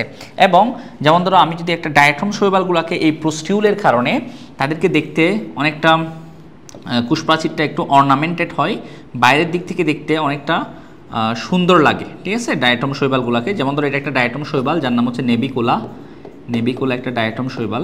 এবং এই শৈবালের যে তোমার বাইরের দিকে অর্নামেন্টেড দেখতেছো, কারুকাজ আছে এরকম মনে হচ্ছে, এটা কিন্তু তার প্রোস্টিউল বা তার যে কোষ প্রাচীর সেটার কারণে হয়ে থাকে। যেহেতু ডায়াটম শৈবালের তোমার কোষ প্রাচীরটা দেখতে অনেকটা সুন্দর হয়ে থাকে বাইরে থেকে দেখতে, এবং তারা অনেক ডায়াটম আছে যারা হচ্ছে তোমার কি করতে পারে, যারা হচ্ছে তাদের দেহ থেকে আলো বিচ্ছুরণ করতে পারে। সেজন্য ডায়াটম শৈবালকে আমরা অনেক সময় সমুদ্রের ধনরত্ন বলে থাকি, আবার এটাকে সি জুয়েলসও বলে, ঠিক আছে, অর্থাৎ সমুদ্রের তোমার ধনরত্ন এই নামেও ডাকা হয়ে থাকে। তো আমরা এগুলো একটু মনে রাখবো। এখন তাহলে আমরা কি দেখলাম কোষ প্রাচীরের ব্যাপারে? কোষ প্রাচীর হচ্ছে সেলুলোজ নির্মিত, এবং ডায়াটম শৈবালে একটা বিশেষ কোষ প্রাচীর পাওয়া যায়, স্লিকাময় বিশেষ কোষ প্রাচীরকে বলবো প্রোস্টিউল, ঠিক আছে? এরপর আমরা কোষ ঝিল্লি হচ্ছে অ্যাজ ইউজুয়াল যেরকম কোষ ঝিল্লি হচ্ছে তোমার ফসফোলিপিড বাইলিয়ার দিয়ে তৈরি, এটা নিয়ে তেমন কোনো কথা নাই। এরপর হচ্ছে আমরা দেখবো হচ্ছে সাইটোপ্লাজম নিয়ে, ঠিক আছে, সাইটোপ্লাজম, ঠিক আছে। সাইটোপ্লাজমের মধ্যে আসলে কি কি অংশ আমরা দেখবো? দেখো, সাইটোপ্লাজমে আমরা যেটা প্রথম লক্ষ্য করবো সেটা হচ্ছে বৃহৎ একটা ক্লোরোপ্লাস্ট থাকবে। সাইটোপ্লাজমে বৃহৎ কি থাকবে? ক্লোরোপ্লাস্ট, ঠিক আছে। সাইটোপ্লাজমে আমরা দেখবো হচ্ছে বৃহৎ ক্লোরোপ্লাস্ট দেখবো, আর ক্লোরোপ্লাস্টের ভিতরে প্রোটিন জাতীয় পদার্থের তৈরি একটা গঠন দেখবো যেটাকে পাইরিনিয়ড বলে। পাইরিনিয়ড সম্পর্কে আমি বলবো, তার আগে একটু মনে রাখি, এই পাইরিনয়েড কোথায় দেখা যায়? পাইরিনয়েড দেখা যায় হচ্ছে ক্লোরোপ্লাস্টের ভিতরে, যেটা হচ্ছে প্রোটিন জাতীয় পদার্থে গঠিত, ঠিক আছে। পাইরিনয়েড কি আমরা এটা দেখব, ঠিক আছে। এরপর দেখো হচ্ছে কি আমরা এই সাইটোপ্লাজমের ভিতরে তাহলে বৃহৎ একটা ক্লোরোপ্লাস্ট দেখব। এরপর পাইরিনয়েড ক্লোরোপ্লাস্টের ভিতরে প্রোটিন জাতীয় পদার্থ দ্বারা গঠিত একটা বিশেষ গঠন দেখব, যেটাকে পাইরিনয়েড বলবো। এই পাইরিনয়েড আমরা দেখব কিছুক্ষণ পর। এরপর হচ্ছে দেখো ভাই এই সাইটোপ্লাজমের মধ্যে সঞ্চিত খাদ্য দেখা যায়। তোমরা জানো ক্লোরোপ্লাস্ট কিন্তু ক্লোরোপ্লাস্টের যে খাদ্য তৈরি করে সাইটোপ্লাজমে তা কি থাকে, সঞ্চিত অবস্থায় থাকে। তাহলে সঞ্চিত খাদ্য আমরা সাইটোপ্লাজমে দেখব। এরপর হচ্ছে এছাড়াও এখানে রাইবোসোম, মাইটোকন্ড্রিয়া, গোলজি বডি ইত্যাদি কোষীয় অঙ্গাণু আমরা দেখব। রাইবোসোম, মাইটোকন্ড্রিয়া ইত্যাদি কি থাকবে, মাইটোকন্ড্রিয়া ইত্যাদি কোষীয় অঙ্গাণু এখানে আমরা দেখব। মাইটোকন্ড্রিয়া তোমার আরও গোলজি বডি এরকম ইত্যাদি কোষীয় অঙ্গাণু আমরা কোথায় লক্ষ্য করব ভাইয়া, লক্ষ্য করব হচ্ছে সাইটোপ্লাজমে। তাহলে সাইটোপ্লাজমের জন্য বিশেষ যে জিনিসটা মনে রাখবো সেটা হচ্ছে তোমার সাইটোপ্লাজমের মধ্যে আমরা বৃহৎ ক্লোরোপ্লাস্ট দেখব এবং ক্লোরোপ্লাস্টের মধ্যে একটা প্রোটিন জাতীয় পদার্থ দ্বারা গঠিত বিশেষ একটা গঠন দেখব, যেটাকে পাইরিনয়েড বলা হয়। পাইরিনয়েড জিনিসটা আমরা একটু পর দেখতেছি। আচ্ছা, এরপর হচ্ছে নিউক্লিয়াস সম্পর্কে জানবো, ঠিক আছে। সাধারণত আমরা জানি হচ্ছে একটা কোষের ভিতরে একটা নিউক্লিয়াস থাকে। ধরো একটা কোষ, এর ভিতরে একটা নিউক্লিয়াস থাকে, ঠিক আছে। কিন্তু কিছু কিছু শৈবাল আছে যেই শৈবালের কোষের ভিতরে একটা কোষের ভিতরে একাধিক এরকম নিউক্লিয়াস থাকে, ঠিক আছে। একটা কোষের ভিতরে একাধিক নিউক্লিয়াস থাকে। তো একাধিক নিউক্লিয়াস বিশিষ্ট বা বহু নিউক্লিয়াস বিশিষ্ট কোষ নিয়ে যদি তোমার শৈবাল গঠিত হয় তখন আমরা তাকে বলবো সিনোসাইটিক শৈবাল, ঠিক আছে। আচ্ছা, তাহলে কি বললাম, ধরো এক শৈবালের কোষের ভিতরে যদি এগুলো ধরো শৈবালের কোষ, এই কোষগুলোর ভিতরে যদি একাধিক নিউক্লিয়াস থাকে, এরকম একাধিক নিউক্লিয়াস দ্বারা গঠিত কোষ দ্বারা গঠিত শৈবালকে কি বলা হয়, সিনোসাইটিক শৈবাল। তাহলে এটা একটা আমরা মনে রাখবো, বহু সাধারণত একটা কোষে একটা নিউক্লিয়াস থাকে, কিন্তু শৈবালের দেহের মধ্যে আমরা অনেক সময় কোষগুলোর ভিতরে একাধিক নিউক্লিয়াস দেখতে পাবো। তাহলে এই সময় আমরা কি বলবো, বহু নিউক্লিয়াস বিশিষ্ট কোষ দ্বারা গঠিত শৈবালকে কি বলা হয়, কোষ দ্বারা গঠিত শৈবালকে সিনোসাইটিক শৈবাল বলে। সিনোসাইটিক শৈবাল বলে। তো এক্সাম্পল হিসেবে আমরা বলতে পারি হচ্ছে সিনোসাইটিক শৈবালের উদাহরণ হচ্ছে বাউসেরিয়া, এই দুইটা ইম্পর্টেন্ট আসতে পারে পরীক্ষা। একটা হচ্ছে বট্রিডিয়াম। তাহলে এই শৈবালগুলা হচ্ছে তোমার কি সিনোসাইটিক শৈবাল, অর্থাৎ এই শৈবালগুলার কোষের মধ্যে বহু নিউক্লিয়াস বা একাধিক নিউক্লিয়াস আমরা দেখতে পাবো। তাহলে দেখো আমরা কিন্তু একটা শৈবালের কোষ প্রাচীরের গঠন সম্পর্কে কথা বললাম, শৈবালের কোষের গঠন সম্পর্কে কথা বললাম। তো কোষের বাইরে অ্যাজ ইউজুয়াল যেরকম উদ্ভিদ কোষে থাকে সেরকম কোষের বাইরে থাকবে কোষ প্রাচীর। কোষ প্রাচীরটা অবশ্যই কি নির্মিত হবে, সেলুলোজ নির্মিত। এবং আমরা ডায়াটমের যে কোষ প্রাচীর, ডায়াটম শৈবালের কোষ প্রাচীরটাকে বলবো প্রোস্টিওল। কারণ কি, প্রোস্টিওল হচ্ছে কি স্লিকাময় কোষ প্রাচীরকে, ডায়াটমের কিময় স্লিকাময় কোষ প্রাচীরকে কি বলবো, প্রোস্টিওল বলবো, ঠিক আছে। প্রোস্টিওল নামটা আসছে হচ্ছে দুইটা হচ্ছে আসলে এই সমস্ত কোষ প্রাচীরের দুইটা পার্ট থাকে অনেকটা ঢাকনার মতো, ঠিক আছে, উপরে এবং নিচ থেকে খোলা যায় এরকম কোষ প্রাচীরটার অ্যারেঞ্জমেন্ট বা গঠন এরকম, সেজন্য তাদের নাম হয়েছে কি প্রোস্টিওল। এরপর হচ্ছে সাইটোপ্লাজম হচ্ছে কি বৃহৎ কি দেখবো, ক্লোরোপ্লাস্ট দেখবো। সাধারণত শৈবালের ক্লোরোপ্লাস্ট অনেক বৃহৎ হয়, ঠিক আছে। তারপর হচ্ছে ক্লোরোপ্লাস্টের ভিতরে একটা প্রোটিন জাতীয় পদার্থ দ্বারা গঠিত একটা অংশ দেখবো, যেটাকে পাইরিনয়েড বলবো। সঞ্চিত খাদ্য দেখা যায়, আমরা কিছুক্ষণ আগে দেখছিলাম হচ্ছে সাধারণত শৈবালের মধ্যে শর্করা জাতীয় বা স্টার্চ জাতীয় সঞ্চিত খাদ্য থাকে। এছাড়াও রাইবোসোম, মাইটোকন্ড্রিয়া ইত্যাদি আমরা দেখবো। তো এমনি সাধারণত শৈবালের কোষগুলোতে একটা কোষে একটা নিউক্লিয়াস থাকে, কিন্তু অনেক সময় একটা কোষের ভিতরে একাধিক নিউক্লিয়াস থাকতে পারে। এরকম বহু নিউক্লিয়াস বিশিষ্ট কোষ দ্বারা গঠিত শৈবালকে আমরা বলবো সিনোসাইটিক শৈবাল। সিনোসাইটিক শৈবালের উদাহরণ হচ্ছে বাউসেরিয়া এবং বট্রিডিয়াম। চলো আমরা একটা শৈবালের কোষ দেখি এখানে। যেমন ধরো আমি এখানে একটা এককোষী শৈবাল ড্র করছি, যেটা হচ্ছে ক্যালামাইডোমোনাস। এই শৈবালের মধ্যে আমরা কিছু বিশেষ গঠন দেখতে পাচ্ছি। এই যে তোমরা সবুজ বর্ণের বিশাল অংশটা দেখতে পাচ্ছ পেয়ালার মতো, এই গঠনটা হচ্ছে মূলত হচ্ছে কি ভাইয়া, ক্লোরোপ্লাস্ট। তাহলে আমরা বুঝতে পারছি হচ্ছে আসলে শৈবালের ক্লোরোপ্লাস্ট সাধারণত কি হয়, অনেক বৃহৎ হয়। ক্লোরোপ্লাস্ট হচ্ছে অনেক বৃহৎ, ঠিক আছে। এখন আমরা এই ক্লোরোপ্লাস্টের ভিতরে দেখো একটা বিশেষ স্ট্রাকচার এখানে লক্ষ্য করতেছি, খেয়াল করছো? এই যে এখানে একটা বিশেষ গঠন আমরা দেখতে পাচ্ছি।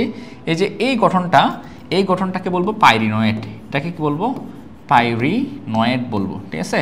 এখন দেখো পাইরিনয়েড বলা হয়। পাইরিনয়েড কি, পাইরিনয়েড আসলে যদি আমরা সংজ্ঞাটা একটু লিখতে যাই তাহলে লেখা যাবে হচ্ছে ক্লোরোপ্লাস্টের অভ্যন্তরে ক্লোরোপ্লাস্টের ভেতরে প্রোটিন জাতীয় পদার্থ দ্বারা গঠিত। তাহলে আমাদের এই পাইরিনয়েডটা হচ্ছে, এটা হচ্ছে প্রোটিন জাতীয় পদার্থ দ্বারা গঠিত, প্রোটিন জাতীয় পদার্থ দ্বারা গঠিত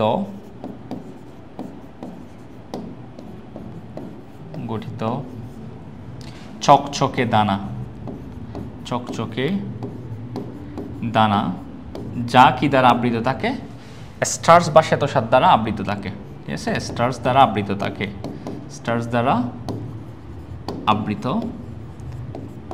থাকে, তাকে আমরা কি বলবো? পাইরিনয়েড বলবো। তাইলে ক্লোরোপ্লাস্টের ভিতরে এই যে প্রোটিন জাতীয় পদার্থ, যার চারপাশে তোমরা দেখতে পাচ্ছ এই যে কালো ডটগুলো দেখতে পাচ্ছ, এগুলো মূলত হচ্ছে শ্বেতসার বা স্টার্চ, শ্বেতসার, যাকে আমরা ইংরেজিতে বলি হচ্ছে স্টার্চ। খেয়াল করো, তাহলে পাইরিনয়েডটা কোথায় থাকে? ক্লোরোপ্লাস্টের ভিতরে থাকে, যেটা হচ্ছে প্রোটিন জাতীয় পদার্থ দ্বারা গঠিত একটা চকচকে দানা, যেটা হচ্ছে শ্বেতসার দ্বারা আবৃত। এছাড়াও আমরা এখানে দেখতে পাচ্ছি মাইটোকন্ড্রিয়া, একটা শৈবালের কোষের ভিতরে আমরা কি দেখতে পাবো? মাইটোকন্ড্রিয়া। তারপর হচ্ছে এখানে তুমি দেখতে পাচ্ছ হচ্ছে রাইবোসোম। ঠিক আছে, রাইবোসোম। আর এটা হচ্ছে তোমার নিউক্লিয়াস। তারপর হচ্ছে এখানে আমরা আরও দেখতে পাচ্ছি এই যে এটা হচ্ছে ধরো গোলজি বডি। ঠিক আছে, তাহলে একটা কোষের ভিতরে আমরা ক্লোরোপ্লাস্টের একটা কোষ, শৈবালের একটা কোষ দেখলাম, সেটা হচ্ছে ক্যালামাইডোমোনাস শৈবালের কোষ, যেটার ভিতরে আমরা বিভিন্ন অংশগুলো, এখন যে অংশগুলো বর্ণনা করছি সেগুলো আমরা দেখলাম। এবং সবার বাইরে তোমরা দেখতে পাচ্ছ এটা হচ্ছে তোমার কোষ প্রাচীর। ঠিক আছে, এবং এই ক্যালামাইডোমোনাস শৈবালটা হচ্ছে এককোষী, এটা মনে রাখিও, এটা হচ্ছে একটা এককোষী শৈবাল, এবং এটা সচল শৈবাল, এককোষী এবং সচল। কেন সচল? চলাচল কেন করতে পারে? কারণ তোমরা দেখতেছো তার কি আছে? প্লাজেলা আছে। প্লাজেলা আছে। ঠিক আছে, তাহলে এই হচ্ছে আমরা একটা শৈবালের কোষীয় গঠনের মধ্যে যে বিষয়গুলো বললাম, কোষ প্রাচীর, সাইটোপ্লাজমের মধ্যে বৃহৎ নিউক্লিয়াস, পাইরিনয়েড থাকে। ঠিক আছে, এই বিষয়গুলো আমরা একটা শৈবালের কোষের ভিতরে আমরা দেখালাম। ঠিক আছে, তাহলে আশা করছি আমরা ব্যাপারটা বুঝতে পারছি। ঠিক আছে, এরপর আমরা দেখবো হচ্ছে আসলে আমাদের তো শৈবালের অনেকগুলা বিভাগ আছে।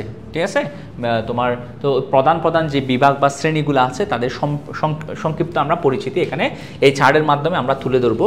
এটা খুবই ইম্পর্টেন্ট, পরীক্ষার মধ্যে আসার মতো একটা জিনিস। ঠিক আছে, তো আমরা প্রথমে শৈবালের যে শ্রেণী বা বিভাগগুলোর মধ্যে উল্লেখযোগ্য হচ্ছে ক্লোরোফাইটা। তারপর হচ্ছে দেখব হচ্ছে ক্রাইসোফাইটা। এরপর হচ্ছে ফাইরোফাইটা। এরপর আছে হচ্ছে তোমার ফিওফাইটা। এরপর হচ্ছে তোমার রোডোফাইটা। এখন এই যে তোমার সবুজ শৈবাল, যেটাকে ক্লোরোফাইটা, ক্লোরো মানে হচ্ছে তোমরা জানো সবুজ, ক্লোরোফিল কোন বর্ণের? সবুজ বর্ণের। ক্লোরোফাইটা, এই শৈবালগুলা পরিচিত হচ্ছে সবুজ শৈবাল হিসেবে। কি হিসেবে পরিচিতি তাদের? সবুজ শৈবাল। আর যারা ক্রাইসোফাইটা, ঠিক আছে, তারা পরিচিত হচ্ছে গোল্ডেন ব্রাউন শৈবাল হিসেবে। গোল্ডেন ব্রাউন শৈবাল হিসেবে পরিচিত, ব্রাউন শৈবাল। এরপর হচ্ছে তোমার ফাইরোফাইটা শৈবালগুলোকে, পাইরোফাইটাকে মনে রাখবো হচ্ছে ফায়ার দিয়ে। পাইরোফাইটা হচ্ছে ফায়ার, অর্থাৎ অগ্নি শৈবাল হিসেবে তারা পরিচিত। ফায়ার মানে কি? অগ্নি শৈবাল হিসেবে তারা পরিচিত। ঠিক আছে, আচ্ছা, পিউফাইটা হচ্ছে মনে রাখবো, পিউফাইটা শৈবালগুলো হচ্ছে পিনাট দিয়ে মনে রাখবো। পিনাট মানে বাদাম না, তাহলে এর পিউফাইটা শৈবালগুলো হচ্ছে বাদামি শৈবাল, বাদামি বর্ণের শৈবাল। যেহেতু বাদামি বর্ণের রং, সেজন্য তাদেরকে বাদামি শৈবাল বলবো। আর রোডোফাইটা দিয়ে মনে রাখবো তারা হচ্ছে রেড হচ্ছে, তারা হচ্ছে লোহিত শৈবাল নামে পরিচিত। লোহিত শৈবাল, কারণ তারা হচ্ছে দেহের বর্ণ কীরকম হবে? লাল হবে। এরা বাদামি। এরা হচ্ছে ফাইরোফাইটা, তাদেরকে অগ্নি শৈবাল বলা হয়। তারা হচ্ছে ফাইরোফাইটার যে শৈবালগুলো আছে এই বিভাগের অন্তর্ভুক্ত। এরা তাদের দেহ থেকে আলো উৎসরিত করতে পারে, আলো বের করতে পারে। তারপর হচ্ছে ক্রাইসোফাইটা, এদেরকে গোল্ডেন ব্রাউন। আর ক্লোরোফাইটাকে কি বলা হয়? সবুজ শৈবাল বলা হয়ে থাকে। এখন কাদের কোন ধরনের রঞ্জক পদার্থ আছে? যা ক্লোরোফাইটা, তাদের বর্ণ হচ্ছে সবুজ। আর তাদের মধ্যে যে কোন পিগমেন্টটা থাকবে? তার মধ্যে থাকবে ক্লোরোফিল। উঁচু শ্রেণীর উদ্ভিদের ক্লোরোফিল, দুই ধরনের ক্লোরোফিল থাকে, একটা হচ্ছে ক্লোরোফিল এ, ক্লোরোফিল বি। ক্লোরোফাইটা যেহেতু উচ্চ শ্রেণীর উদ্ভিদের মতো, অর্থাৎ আবৃত বীজ উদ্ভিদের কথা চিন্তা করতে পারি, এদের মতো হচ্ছে সবুজ বর্ণের, সেজন্য আমরা মনে করব এখানে কি আছে, ক্লোরোফিল এ এবং বি রঞ্জক পদার্থ থাকে, যেহেতু তারা সবুজ বর্ণের। এছাড়াও ক্রাইসোফাইটার মধ্যেও যেটা গোল্ডেন ব্রাউন শৈবাল, এখানে থাকে ক্লোরোফিল এ এবং সি। এখানেও থাকে ফাইরোফাইটার মধ্যে ক্লোরোফিল এ থাকে, সি থাকে। ফিওফাইটাতে থাকে ক্লোরোফিল এ, সি, এবং এখানে থাকে ক্লোরোফিল এ। রোডোফাইটাতে ক্লোরোফিল এ থাকে, রোডোফাইটা, ডি উচ্চারিত হচ্ছে, রোডোফাইটা। তাহলে এখানে ক্লোরোফিল সি না, এখানে বলবো ক্লোরোফিল এ এবং ডি থাকে, ঠিক আছে। তাহলে তোমার ক্লোরোফাইটাতে ক্লোরোফিল এ, বি, আর বাকিগুলোতে ক্লোরোফিল এ এবং সি। শেষের দিকে হচ্ছে রোডোফাইটাতে ক্লোরোফিল এ এবং ডি থাকে, এবং সাথে এখানে থাকে হচ্ছে ক্যারোটিনয়েড, আরেকটা রঞ্জক পদার্থ থাকে, যেটা হচ্ছে কি কমলা বর্ণের, যেটা হচ্ছে ক্যারোটিনয়েড, যেটা হচ্ছে কোন বর্ণের, কমলা বর্ণের, ঠিক আছে। ক্যারোটিনয়েডের বর্ণ কীরকম, কমলা বর্ণ। এখানেও ক্যারোটিনয়েড থাকবে, ক্যারোটিনয়েড নামক এই রঞ্জক পদার্থটা থাকবে, যেটা হচ্ছে কোন বর্ণের, কমলা বর্ণের, ঠিক আছে। আচ্ছা, এখানে তোমার ক্রাইসোফাইটার মধ্যে এই ক্যারোটিনয়েড যে রঞ্জক পদার্থ, সেটা অতিরিক্ত মাত্রায় থাকবে, এটা একটু মনে রাখবো, এটা অতিরিক্ত থাকবে। আর এখানেও থাকবে ক্যারোটিনয়েড কমলা বর্ণের রঞ্জক পদার্থ থাকবে, ঠিক আছে।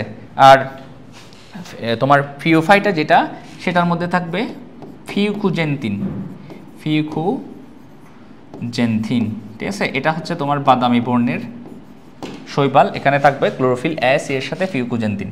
আর এখানে থাকবে যেটা রোডোফাইটার মধ্যে থাকবে ফাইকু ইরিথ্রিন। ইরিথ্রিন শব্দের অর্থ হচ্ছে লাল, যেমন ধরো আমরা বলি লোহিত রক্তকণিকাকে কি বলি, ইরিথ্রোসাইট বলি না, তাহলে এখানে থাকবে ফাইকু ইরিথ্রিন, যেটা লাল বর্ণের ইরিথ্রিন, এবং সাথে থাকবে হচ্ছে ফাইকোসায়ানিন। ফাইকো দ্বারা বোঝাচ্ছে হচ্ছে তোমার শৈবাল, সায়ানিন দ্বারা বোঝাচ্ছে হচ্ছে নীল বর্ণের, এটা হালকা নীল বর্ণের হয় এই রঞ্জক পদার্থটা, ফাইকোসায়ানিন। তাহলে দেখো তো কোথায় কোন রঞ্জক পদার্থটা থাকবে, আমরা আশা করি বুঝতে পারছি।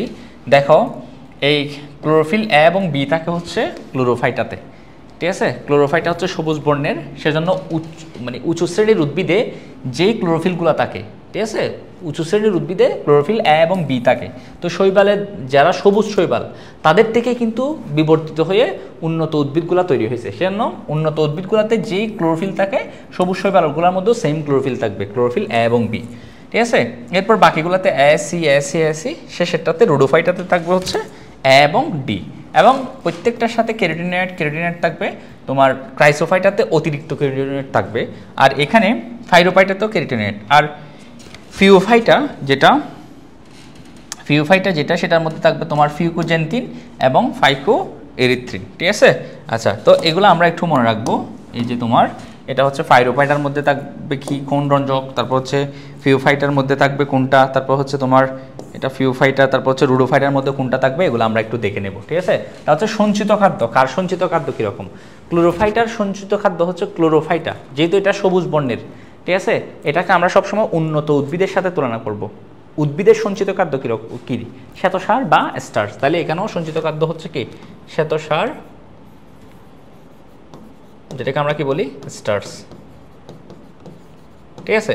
আর হচ্ছে ক্রাইসোফাইটাতে সঞ্চিত খাদ্য হচ্ছে, মনে রাখবো ক্রাইসো দিয়ে মনে রাখবো ক্রাইসোলেমিনারিন, ক্রাইসোলেমিনারিন, ঠিক আছে। আর ফাইরোফাইটাতে কি মনে রাখবো জানো, ফাইরোফাইটাতে আমরা মনে রাখবো হচ্ছে, দেখো এখানে হচ্ছে ক্রাইসোলেমিনারিন, ফাইরোফাইটাতে মনে রাখবো প্যারামাইলন, পাইরো দিয়ে মনে রাখবো পাইরো দিয়ে কি মনে রাখবো, প্যারামাইলন, ঠিক আছে। আর এখানে ফিওফাইটা দিয়ে মনে রাখবো হচ্ছে LMA। এগুলা কি লেমিনারিন পাওয়া যায়, লেমিনারিন সঞ্চিত খাদ্য হিসেবে, লেমিনারিন। এম দিয়ে মনে রাখবো হচ্ছে মেনিথল, এ দিয়ে মনে রাখবো হচ্ছে অ্যালগিন, ঠিক আছে। তাহলে লেমিনারিন, মেনিটল এবং অ্যালগিন, এই তিন ধরনের সঞ্চিত খাদ্য পাওয়া যায়। এগুলো মূলত শর্করা জাতীয় পদার্থ, ঠিক আছে। এরপর হচ্ছে রোডোফাইটার মধ্যে আমরা কি পাবো, রোডোফাইটার মধ্যে পাবো হচ্ছে ফ্লোরিডিয়ান স্টার্চ, রোডুতে ফ্লুরিডিয়ান স্টার্চ পাবো, ফ্লুরিডিয়ান স্টার্চ পাবো, সঞ্চিত খাদ্য হিসেবে কি পাবো? ফ্লুরিডিয়ান স্টার্চ পাবো। এরপর এখানে পাওয়া যায় হচ্ছে এগার এগার, যে এগার এগার তোমরা করেছিলে হচ্ছে কখন? যখন আমরা টিস্যু কালচারের সময়, ঠিক আছে? যে এগার এগার আমরা পড়ি হচ্ছে মাধ্যমটাকে, আবাদ মাধ্যমটাকে অর্থাৎ পুষ্টি মাধ্যমটাকে জেলির মতো করার জন্য, ঠিক আছে, অর্ধতরল করার জন্য যেই পাউডারটা ইউজ করি সেটা হচ্ছে এগার এগার। এগার এগার মূলত এই পাউডারটা পাওয়া যায় থেকে রুডোফাইটা থেকে, ঠিক আছে? এরপর এখানে ফ্লুরিডিয়ান স্টার্চ পাবো, তারপর হচ্ছে এগার এগার সঞ্চিত খাদ্য হিসেবে থাকে। আর একটা হচ্ছে ক্যারাজিনান নামক একটা শর্করা এখানে সঞ্চিত খাদ্য হিসেবে থাকে। তাহলে সঞ্চিত খাদ্যগুলো আমরা এখানে মনে রাখবো, কার সঞ্চিত খাদ্য কি, ঠিক আছে? এরপর আমরা দেখব হচ্ছে উদাহরণগুলো নিয়ে। তো উদাহরণের মধ্যে ক্লোরোফাইটার উদাহরণ হিসেবে বলতে পারি আমরা এলোথ্রিক্সকে। এলোথ্রিক্স একটা সবুজ শৈবাল যেটা হচ্ছে ক্লোরোফাইটা বিভাগের অন্তর্ভুক্ত। তারপর হচ্ছে ক্রাইসোফাইটার মধ্যে আমরা বলতে পারি হচ্ছে নেবিকুলা শৈবালের কথা। নেবিকুলা শৈবাল হচ্ছে ক্রাইসোফাইটার অন্তর্ভুক্ত। পাইরোফাইটার অন্তর্ভুক্ত শৈবালের মধ্যে আমরা বলতে পারি হচ্ছে জিমনোডেনিয়াম শৈবাল। তারপর হচ্ছে তোমার ফিওফাইটার মধ্যে আছে সার্গাসম, এই শৈবাল উদাহরণ হিসেবে বলতে পারি। এরপর হচ্ছে রুডোফাইটার মধ্যে ফলিসিফোনিয়া, এই শৈবালটা হচ্ছে রুডোফাইটার উদাহরণ বলতে পারে। এখন আমরা দেখব হচ্ছে দৈহিক গঠন অনুসারে কিন্তু বিভিন্ন প্রকার শৈবাল হতে পারে। সো সেইগুলা বোঝানোর জন্য তোমাদেরকে আমি এখানে বেশ কিছু শৈবালের চিত্রসহ উপস্থাপন করেছি। ইনশাল্লাহ তোমরা এগুলা সহ দেখলে তোমাদের ব্যাপারগুলো আশা করি মনে থাকবে। দেখো, বিভিন্ন প্রকার শৈবাল থাকতে পারে, আণবিক কণিক থেকে শুরু করে বহুকোষী ফিলামেন্টাস। সো আমরা প্রথমত দৈহিক গঠন অনুসারে যেই শৈবাল নিয়ে কথা বলবো সেটা হচ্ছে আণবিক কণিক শৈবাল। তোমরা বুঝতে পারতেছো এটা কিন্তু অণুবীক্ষণ যন্ত্র ছাড়া দেখা যাবে না, এটা খুবই ক্ষুদ্র।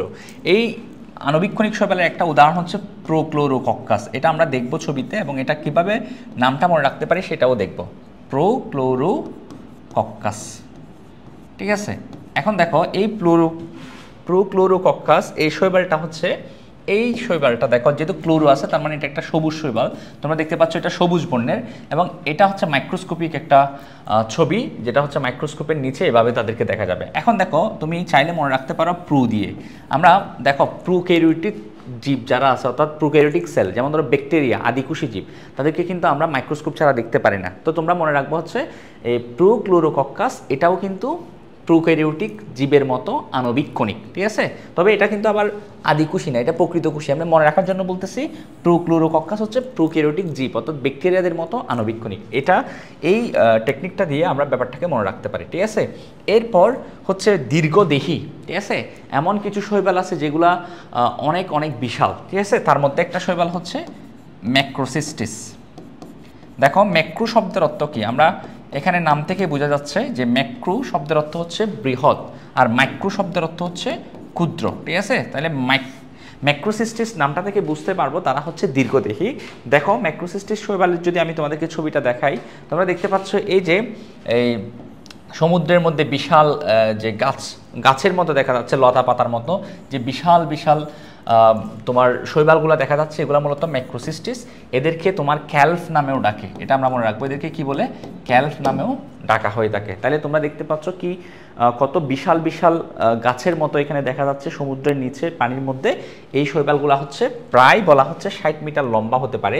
চাইলে আমরা এখানে এক্সট্রা ইনফরমেশন হিসেবে লিখে রাখতে পারি যে দীর্ঘদেহী ম্যাক্রোসিস্টিস এটা প্রায় কত 60 মিটার লম্বা হতে পারে, প্রায় 60 মিটার কি হতে পারে? লম্বা, প্রায় 60 মিটার লম্বা হতে পারে, ঠিক আছে? এটা আমরা এক্সট্রা ইনফরমেশন হিসেবে লিখে নিলাম। তারপর হচ্ছে সচল এককোষী, তার মানে এই শৈবালটা হবে এককোষী কিন্তু চলাচল করতে পারবে, মুভমেন্ট করতে পারবে। তোমাদেরকে আমি শৈবালের কোষের গঠন বোঝানোর সময় আমরা এই যে ক্যালামাইডোমোনাস শৈবাল নিয়ে কথা বলছি। তোমরা দেখতে পাচ্ছ এই শৈবালটা হচ্ছে এককোষী এবং তার মধ্যে প্লাজালা আছে। এখানে আমরা দেখতে পাচ্ছি কি আছে? এই যে প্লাজালা আছে। প্লাজালা থাকার কারণে এটা কিন্তু চলাচল করতে পারে, ঠিক আছে? তাহলে আমরা আশা করি বলবো না, যেহেতু আমরা এটার গঠন সহ পড়ছি। ক্যালামাইডোমোনাসের শৈবালের মধ্যে যে তোমার প্লাজালা আছে, প্লাজালা দিয়ে এই এককোষী শৈবালটা কি করতে পারে? চলাচল করতে পারে। তাহলে আশা করি আমরা বুঝছি হচ্ছে সচল শৈবালের মধ্যে কোনটা আছে। সচল শৈবালের মধ্যে হচ্ছে ক্যালামাইডোমোনাস, এটা কি করতে পারে? চলাচল করতে পারে, কারণ তার কি থাকতে পারে, কি আছে? এক বা একাধিক প্লাজালা আছে। মনে রাখবে, যারা চলাচল করতে পারে তাদের কি থাকবে? এক বা একাধিক প্লাজেলা থাকে, তাদের এক বা একাধিক কি থাকে, প্লাজেলা থাকে। এটা আমরা একটু মনে রাখবো, ঠিক আছে। এরপর দেখো হচ্ছে সচল কলোনিয়াল।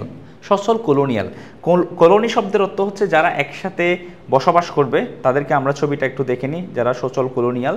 দেখো এখানে দেখতে পাচ্ছ কয়েকটা শৈবাল আমরা নিয়ে আসছি যাদের মধ্যে আছে ইউডোরিনা, প্যান্ডোরিনা এবং বলবক্স। দেখো তো এখানে আমরা দেখতে পাচ্ছি তাদের কোষগুলা, অনেকগুলা কোষ একসাথে অবস্থান করতেছে। তাহলে যেহেতু তারা একসাথে অবস্থান করতেছে তার মানে তাদেরকে বলবো আমরা কলোনিয়াল, বা তারা কলোনি করে থাকে, ঠিক আছে, তারা হচ্ছে কলোনিয়াল, ঠিক আছে।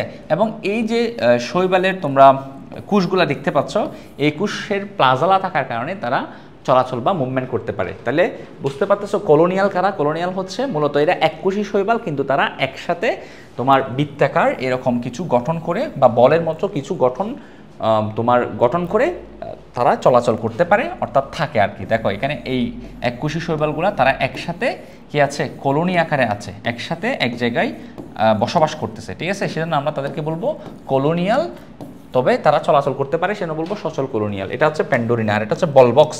বলবক্স দেখো, বলবক্স হচ্ছে একদম গোলাকার এবং তার মধ্যে দেখো এই যে সবুজ সবুজ ডটের মতো, এগুলো হচ্ছে বলবক্সের এককোষী শৈবালগুলো, তারা একসাথে আছে এবং একটা কলোনি গঠন করছে। এবং তুমি এখানে বড় বড় যে স্ট্রাকচারগুলো দেখতে পাচ্ছ, এগুলো মূলত আরও নতুন নতুন ভলবক্স এখানে কি হচ্ছে, প্রজননের মাধ্যমে তৈরি হচ্ছে, এটা বোঝাচ্ছে। তাহলে আমরা বুঝলাম হচ্ছে সচল কলোনিয়াল কারা? কলোনিয়াল হচ্ছে এখানে এককোষী কিছু শৈবাল একসাথে কি করবে, বসবাস করে একটা কলোনি তৈরি করবে, যেটা হচ্ছে অনেকটা দেখতে গোলাকার বা বলের মতো শৈপের। তাহলে আমরা সচল কলোনিয়াল এখানে উদাহরণ হিসেবে বলতে পারি হচ্ছে, সচল কলোনিয়ালের উদাহরণ হিসেবে আমরা বলতে পারি হচ্ছে ভলবক্সের কথা, বলবক্স, তারপর বলতে পারি হচ্ছে প্যান্ডোরিনা, তারপর হচ্ছে ইউডোরিনা, ঠিক আছে, এদের কথা আমরা বলতে পারি। তাহলে তারা হচ্ছে সচল কলোনিয়াল।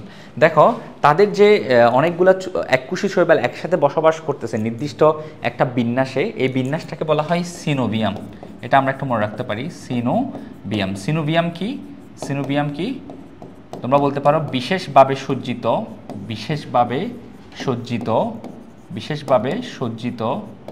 নির্দিষ্ট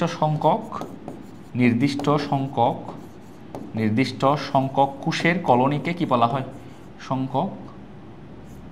কোষের কলোনিকে কি বলবো, সিনোবিয়াম বলবো, ঠিক আছে। আচ্ছা, তাহলে এরা মূলত সিনোবিয়াম গঠন করে, অর্থাৎ নির্দিষ্ট সংখ্যক সেল এককোষী শৈবাল একসাথে বিশেষভাবে সজ্জিত হয়ে একটা গঠন তৈরি করে, যেটাকে আমরা বলবো সিনোবিয়াম। তারপর হচ্ছে নিচ্ছল এককোষী, তার মানে এই শৈবালগুলো হচ্ছে এককোষী হবে, তবে তারা চলাচল করতে পারবে না। এ ধরনের একটা উদাহরণ হচ্ছে ক্লোরেল্লা। দেখো ক্লোরেল্লা শৈবালগুলো খেয়াল করো তো, তারা হচ্ছে এককোষী এবং সবুজ, যেহেতু ক্লোরো কথাটা আসছে বুঝে নিবা হচ্ছে এরা হচ্ছে সবুজ বর্ণের, ঠিক আছে। আচ্ছা, তাহলে এরা এককোষী সবুজ বর্ণের শৈবাল, তারা চলাচল করতে পারে না কারণ তাদের মধ্যে কোনো প্লাজেলা নেই। প্লাজেলা থাকলে তারা চলাচল করতে পারবে। তাহলে দেখো তো আমরা এখানে লিখতে পারি এককোষী নিচ্ছল। এককোষী সচল হচ্ছে ক্যালামাইডোমোনাস, আর এককোষী নিচ্ছল হচ্ছে কারা? ক্লোরেল্লা। আরেকটা আছে হচ্ছে ক্লোরোকক্কাম, ঠিক আছে। দেখো যাদের নামের আগে ক্লোরো আছে তারা মনে করবা হচ্ছে তারা হচ্ছে এককোষী নিচ্ছল, ঠিক আছে। এককোষী নিচ্ছল কেন? তাদের প্লাজেলা থাকে না। এককোষী সচল যারা, অর্থাৎ যারা একটা কোষ নিয়ে গঠিত এবং যারা সচল, তাদের কিন্তু এক বা একাধিক কি থাকবে, প্লাজেলা থাকবে। দেখো এরপর আমরা দেখবো হচ্ছে বহুকোষী ফিলামেন্টাস বা অশাক, ঠিক আছে।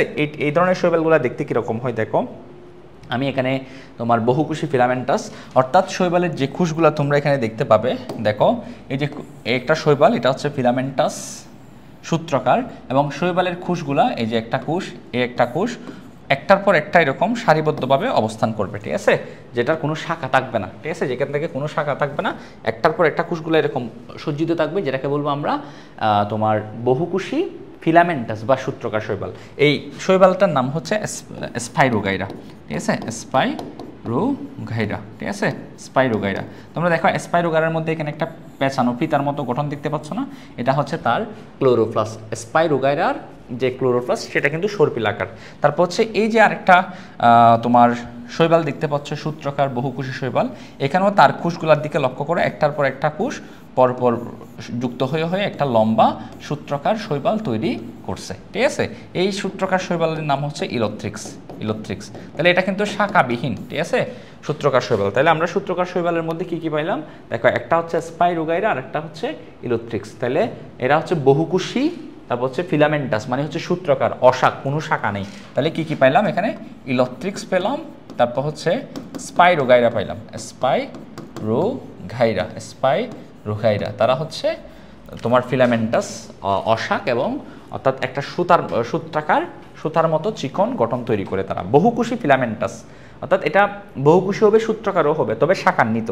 এরকম কি আছে দেখো তো, এরকম একটা বিষয় আমি তোমাদেরকে দেখাই, একটা শৈবাল যেটা হচ্ছে বহুকুশী ফিলামেন্টাস, যেমন ধরো এটা, ঠিক আছে, এটা হচ্ছে ক্লেডোফোরাতে দেখো তো তোমরা, এই যে কুশগুলা একটার পর একটা আছে, আবার কিন্তু শাখাও তৈরি করছে। দেখো এদিকে ব্রাঞ্চ বা শাখা বের হয়েছে, এই যে শাখা বের হয়েছে, একটা লম্বা শাখা বের হয়েছে। তাহলে এরকম শাখাযুক্ত হতে পারে, তারা সূত্রকার। দেখো তারা সূত্রকার, আবার এখান থেকে কি বের হয়েছে, এই যে শাখা বের হচ্ছে, ঠিক আছে। তাহলে সূত্রকার একটা হচ্ছে অশাক মানে শাখাবিহীন, আর একটা হচ্ছে সূত্রকার অর্থাৎ, এবং এখান থেকে শাখা বের হবে, ঠিক আছে। যেমন ধরো এর উদাহরণ হচ্ছে ক্লেডোফোরা, ঠিক আছে। তাহলে আমরা সূত্রকার শাখান্বিত এখানে কি লিখতে পারি, এখানে উদাহরণ হিসেবে লিখতে পারি হচ্ছে আমরা লিখতে পারি হচ্ছে সূত্রকার শাখান্বিত লিখতে পারি হচ্ছে ক্লেডোফোরা, আরেকটা হচ্ছে কেটোফোরা, ঠিক আছে। এভাবে আমরা মনে রাখতে পারি এই দুইটা শৈবালকে, ঠিক আছে। আচ্ছা, তারপর হচ্ছে বহুকুশী পাতা নিয়ে শৈবালটা একটু দেখি আমরা। এটা হচ্ছে এই যে এই শৈবালটা, এটা হচ্ছে বহুকুশী পাতা নিয়ে, যার নাম হচ্ছে আলভা, ঠিক আছে, আলভা। এটা এভাবে মনে রাখতে পারি। দেখো আলভা ওয়ার্ডটাকে তুমি চাইলে এভাবে করে একটা পাতার মতো শেপ দিয়ে দিতে পারো, ঠিক আছে। এটা আপনি জাস্ট মনে রাখার একটা উপায় আর কি। তাহলে আলভা এটাকে চাইলে আমি এভাবে করে পাতার মতো শেপ দিয়ে দিতে পারবো, তার মানে এটা পাতার মতো, ঠিক আছে। তাহলে এই আলভাটা দেখতে হচ্ছে কি, আলভাটা দেখতে হচ্ছে পাতার মতো, ঠিক আছে। আচ্ছা, তাহলে দেখো তো এখানে আমরা লিখবো হচ্ছে পাতার মতো কোন শৈবাল, সেটা মনে রাখবো হচ্ছে বহুকুশী পাতার নিয়ে আলভা, ঠিক আছে। আচ্ছা, এরপর হচ্ছে সাইফুনের মতো নলাকার, ঠিক আছে, নলের মতো। এই শৈবালটা হচ্ছে বাউসেরিয়া, ঠিক আছে। এটা আমরা মনে রাখবো, ভাও দিয়ে মনে রাখবো বাঁশ যেরকম নলের মতো নলাকার, বাউসেরিয়াটাও নলের মতো বা নলাকার, সাইফুনের মতো, ঠিক আছে। নল বা দুই মুখ খোলা এই যে নলগুলাকে আমরা সাইফন বলি, যেটাকে নলাকার বলবো। তাহলে মনে রাখবো হচ্ছে বাউসেরিয়া হচ্ছে বাঁশ যেরকম নলাকার, বাউসেরিয়া এই শৈবালটাও নলাকার। তবে মনে রাখবা এই বাউসেরিয়া শৈবালের জন্য একটা বিষয় মনে রাখতে পারো, এটা কিন্তু একটা সিনোসাইটিক শৈবাল, ঠিক আছে। সিনোসাইটিক শৈবাল কারা? সিনোসাইটিক শৈবাল হচ্ছে যাদের কোষের মধ্যে কি থাকবে, একাধিক নিউক্লিয়াস থাকবে, ঠিক আছে। কোষে কি থাকে, একাধিক নিউক্লিয়াস থাকে। আমরা জানি একটা কোষের মধ্যে সাধারণত একটা নিউক্লিয়াস থাকে, কিন্তু এদের একটা কোষের মধ্যে একাধিক নিউক্লিয়াস থাকবে। তাহলে কোষের অভ্যন্তরে একাধিক নিউক্লিয়াস থাকে, ঠিক আছে। অভ্যন্তরে একাধিক নিউক্লিয়াস থাকে, একাধিক নিউক্লিয়াস থাকে। তাদেরকে আমরা কি বলবো, সিনোসাইটিক শৈবাল, নিউক্লিয়াস থাকে, ঠিক আছে। এরপর দেখো হচ্ছে জালের মতো। চলো জালের মতো শৈবালটা আমরা আগে একটু দেখে আসি। এই যে দেখো এই ছবির মধ্যে দেখছো, এই যে হাতের মধ্যে যে শৈবালটা দেখো নেটের মতো বা জালের মতো লাগতেছে, দেখছো এই যে হাতের মধ্যে নিয়ে আসে এই শৈবালটা জালের মতো। এখানে যদি তুমি অনুবীক্ষণ যন্ত্র দেখো এই যে বেনজিন রিংয়ের মতো কতগুলা ঘর, মানে যেটা অনেকটা তোমার কি তৈরি করছে, যে একটা নেট তৈরি করছে। তো এটা মনে রাখবো হচ্ছে এভাবে, এই শৈবালটার নাম হচ্ছে হাইড্রোডিকথায়ন। এটা কীভাবে মনে রাখতে পারো, হাইড্রো মানে সাধারণত কি বোঝায়, পানি বা জল বোঝায়, তাই না। তার মানে আমরা খেয়াল করতো জল বা পানিতে তো আমরা জাল ফেলি, তাই না, মাছ ধরার জন্য জাল ফেলি কোথায়, জলে। তাহলে মনে রাখবা হাইড্রোডিকথায়ন, এটা হচ্ছে হাইড্রো মানে হচ্ছে পানিতে আমরা কি করি, জাল ফেলি মাছ ধরার জন্য। তাহলে হাইড্রোডিকথায়ন হচ্ছে কি, জালিকাকার, এটা ব্যবহার রাখতে পারি। তাহলে আমরা এখানে দেখো এখানে লিখতে পারি হচ্ছে জালের মতো শৈবাল, ঠিক আছে। জালের মতো কোন শৈবাল, সেটা হচ্ছে হাইড্রোডিকথায়ন। এই শৈবালটা হচ্ছে কিসের মতো, জালের মতো, এটা আমরা একটু মনে রাখবো। তারপর হচ্ছে যে শৈবালের মধ্যে পর্ব ও পর্ব সদৃশ শৈবাল, এটা কোনটা, এটা একটু আগে ছবিটা দেখি আমরা, পর্ব ও পর্ব সমৃদ্ধ, এই যে এটা হচ্ছে খাড়া এই শৈবালটা। দেখো এই শৈবালের মধ্যে তোমরা দেখো একটা গাছের কাণ্ডের যেখান থেকে পাতা বের হয়, যেখান থেকে পাতা বের হয় সেই জায়গাটাকে আমরা বলি পর্ব, ঠিক আছে। ধরো এটা পর্ব, এটা এখান থেকে পাতা বের হয়েছে, যেখান থেকে পাতা বের হবে সেটা হচ্ছে পর্ব। তো পর্বের মাঝখানে এটাকে বলবো মধ্যপর্ব, ঠিক আছে। দেখো তো এখানেও ঠিক এই শৈবাল খাড়া নামক এই শৈবালের মধ্যে দেখো তো খাড়া শৈবালটা এরকম চিন্তা করতে পারি, এটা ছাড়ার মতো, ছাড়ার মধ্যে যেরকম পর্ব এবং পর্বের মাঝে এই অংশটাকে বলতেছি মধ্যপর্ব, দুই পর্বের মাঝে এই অংশটাকে কি বলতেছি মধ্যপর্ব। তাহলে ছাড়ার মাঝে যেরকম পর্ব পর্ব থাকে, দেখো এখান থেকে পাতা সদৃশ কিছু গঠন বের হয়েছে, খেয়াল করতেছো পাতা সদৃশ এখান থেকে কিছু গঠন বের হয়েছে, তাহলে এটা পর্ব এবং মধ্যপর্ব যুক্ত, ঠিক আছে। সেজন্য আমরা মনে রাখবো কোন শৈবাল পর্ব এবং মধ্যপর্ব যুক্ত, এরকম পাতা সদৃশ কিছু গঠন বের হয় সেটা হচ্ছে খাড়া। খাড়া এটাকে এভাবে মনে রাখতে পারি, খাড়াকে মনে রাখতে পারি ছাড়া দিয়ে, অর্থাৎ ছাড়াতে যেরকম পর্ব মধ্যপর্ব আছে পাতা বের হয় ঠিক সেরকম, ঠিক আছে। তাহলে খেয়াল করো তো ভাই, তাহলে এখানে খেয়াল করবো হচ্ছে পর্ব ও মধ্যপর্ব আছে এরকম সদৃশ এরকম শৈবালের নাম হচ্ছে খাড়া, ঠিক আছে। তারপর হচ্ছে মূল কাণ্ড ও পাতার নিয়ে, এটা হচ্ছে শৈবালটার নাম হচ্ছে সারগাসম, ঠিক আছে। এবার মনে রাখতে পারি সারগাসমের এরকম গাছ মনে রাখতে পারি, অর্থাৎ গাছের মধ্যে যেরকম মূল কাণ্ড পাতা থাকে ঠিক সারগাসম এই শৈবালের মধ্যেও কি থাকবে মূল কাণ্ড পাতা থাকবে। তো আশা করছি আমরা দৈহিক গঠন অনুসারে বিভিন্ন প্রকার যে শৈবাল আছে সেগুলো আশা করি এখান থেকে পড়ে নিলে, চারটা থেকে পড়ে নিলে তোমরা আশা করি ভালোভাবে মনে রাখতে পারবে। চলো এখন আমরা দেখব হচ্ছে শৈবালের মধ্যে ঘটা দুইটা বিশেষ ঘটনা। এই দুইটা বিশেষ ঘটনার মধ্যে একটা হচ্ছে তোমার বায়োলুমিনেসেন্স, ঠিক আছে, আরেকটা দেখবো হচ্ছে রেড ট্যাগ নিয়ে কথা বলবো, ঠিক আছে।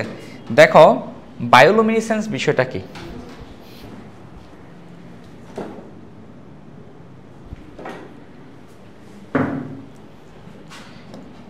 বায়ো মানে হচ্ছে জীব, এটাকে দুইটা অংশ তুমি ভাগ করতে পারো, বায়ো তো হচ্ছে জীব, আর লুমিনেসেন্স দ্বারা বোঝাচ্ছে হচ্ছে তোমার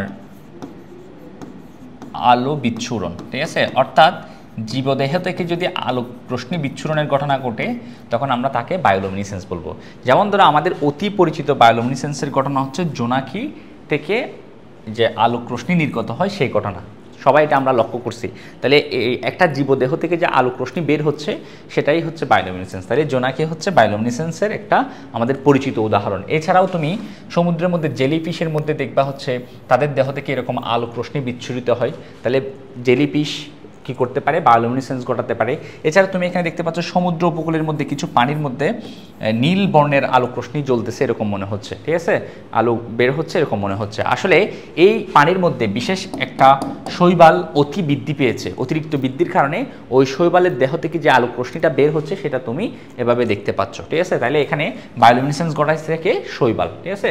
তাহলে বায়োলুমিনেসেন্স ব্যাপারটা কি আমরা যদি বলতে পারি হচ্ছে যে প্রাকৃতিক প্রক্রিয়ায় জীবদেহের মধ্যে রাসায়নিক বিক্রিয়ার ফলে কি হয় আলোক রশ্মি নির্গত হয়, আমরা এই ঘটনাকে কি বলবো বায়োলুমিনেসেন্স। বায়োলুমিনেসেন্স আসলে কিভাবে ঘটে, এই সমস্ত জীবের মধ্যে কেন বায়োলুমিনেসেন্স দেখা যাচ্ছে, এটার প্রধান একটা কারণ হচ্ছে এই সমস্ত জীবের মধ্যে একটা বিশেষ যৌগ আছে যেই যৌগের নাম হচ্ছে লুসিফেরিন, যেটার নাম হচ্ছে কি লুসিফেরিন, ঠিক আছে। এই যৌগটা থাকার কারণে দেখো এই লুসিফেরিন নামক এই যৌগটা থাকার কারণে এরা মূলত বায়োলুমিনেসেন্স ঘটায়, এবং লুসিফেরিন যৌগটা মনে রাখবো হচ্ছে অক্সিজেনের সাথে কি করে বিক্রিয়া করে, এবং অক্সিজেনের সাথে বিক্রিয়া করে একটা এনজাইমের সহায়তায়, যে এনজাইমের নাম হচ্ছে লুসিফেরাস এনজাইম, যে এনজাইমের নাম হচ্ছে লুসিফেরাস এনজাইম, এবং এই লুসিফেরাস এনজাইমের সহায়তায় যখন লুসিফেরিন যৌগটা অক্সিজেনের সাথে বিক্রিয়া করে তখন তৈরি করে হচ্ছে অক্সিলুসিফেরিন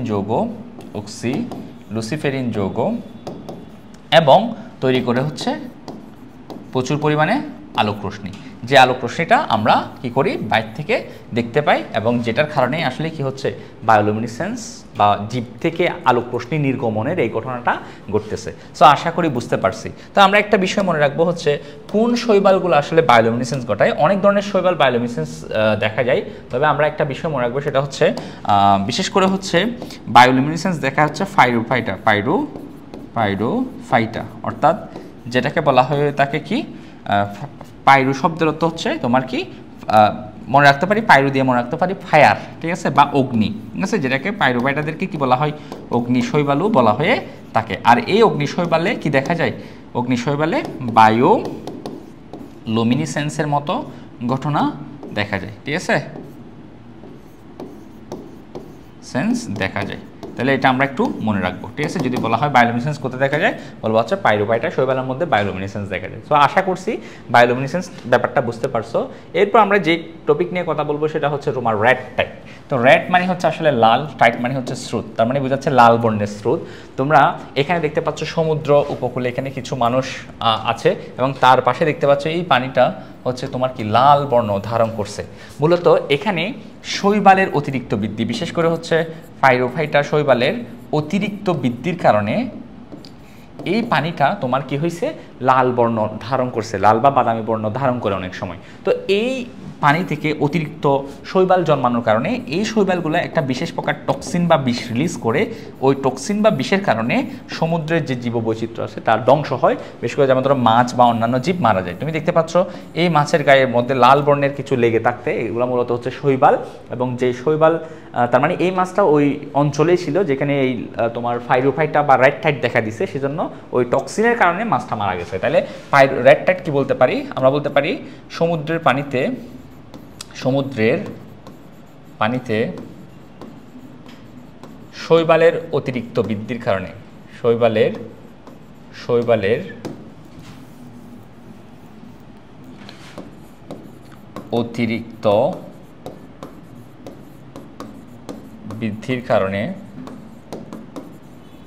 বৃদ্ধির কারণে পানি লাল বা বাদামি বর্ণ ধারণ করে, ঠিক আছে। আমরা এই ঘটনাকে কি বলবো, আমরা একে কি বলতে পারি, বা এই ঘটনাকে কি বলতে পারি, রেড টাইট বলা হয়ে থাকে। তো রেড টাইট আসলে কোন ধরনের শৈবাল তৈরি করে এটা আমরা একটু মনে রাখতে পারি। বিশেষ করে হচ্ছে পাইরোফাইটার অর্থাৎ অগ্নি শৈবাল যাদেরকে আমরা বলি, এরা মূলত হচ্ছে কি করে রেড টাইট ঘটায়, ঠিক আছে। তো রেড টাইট কিন্তু যে শৈবালগুলা তোমার অতিরিক্ত বৃদ্ধির কারণে হচ্ছে, মূলত এটাকে অনেক সময় অ্যালগাল ব্লুমও বলে, ঠিক আছে। অর্থাৎ অনেকগুলো শৈবাল যখন একসাথে তোমার অনেক প্রচুর পরিমাণে জন্ম নেয় তখন এটাকে অ্যালগাল ব্লুমও বলে। মূলত হচ্ছে শৈবালের অতিরিক্ত বৃদ্ধির কারণে এই ধরনের লাল বা বাদামি বর্ণের যে পানির রংটা হয়ে যাবে, যে ঘটনাকে আমরা বলবো হচ্ছে রেড টাইট, ঠিক আছে। এবং এই রেড টাইটের কারণে কিন্তু সমুদ্রের কি হচ্ছে, টক্সিন তৈরি হচ্ছে শৈবাল থেকে। এই শৈবালগুলো যে টক্সিন তৈরি করে তার সমুদ্রের জীববৈচিত্র্যকে কি করে ধ্বংস করে। সো আশা করছি এই দুইটা ঘটনা, একটা হচ্ছে বায়োলুমিনেসেন্স, একটা হচ্ছে তোমার রেড টাইট, এই দুইটা ঘটনা আমরা বুঝতে পারছি, ঠিক আছে।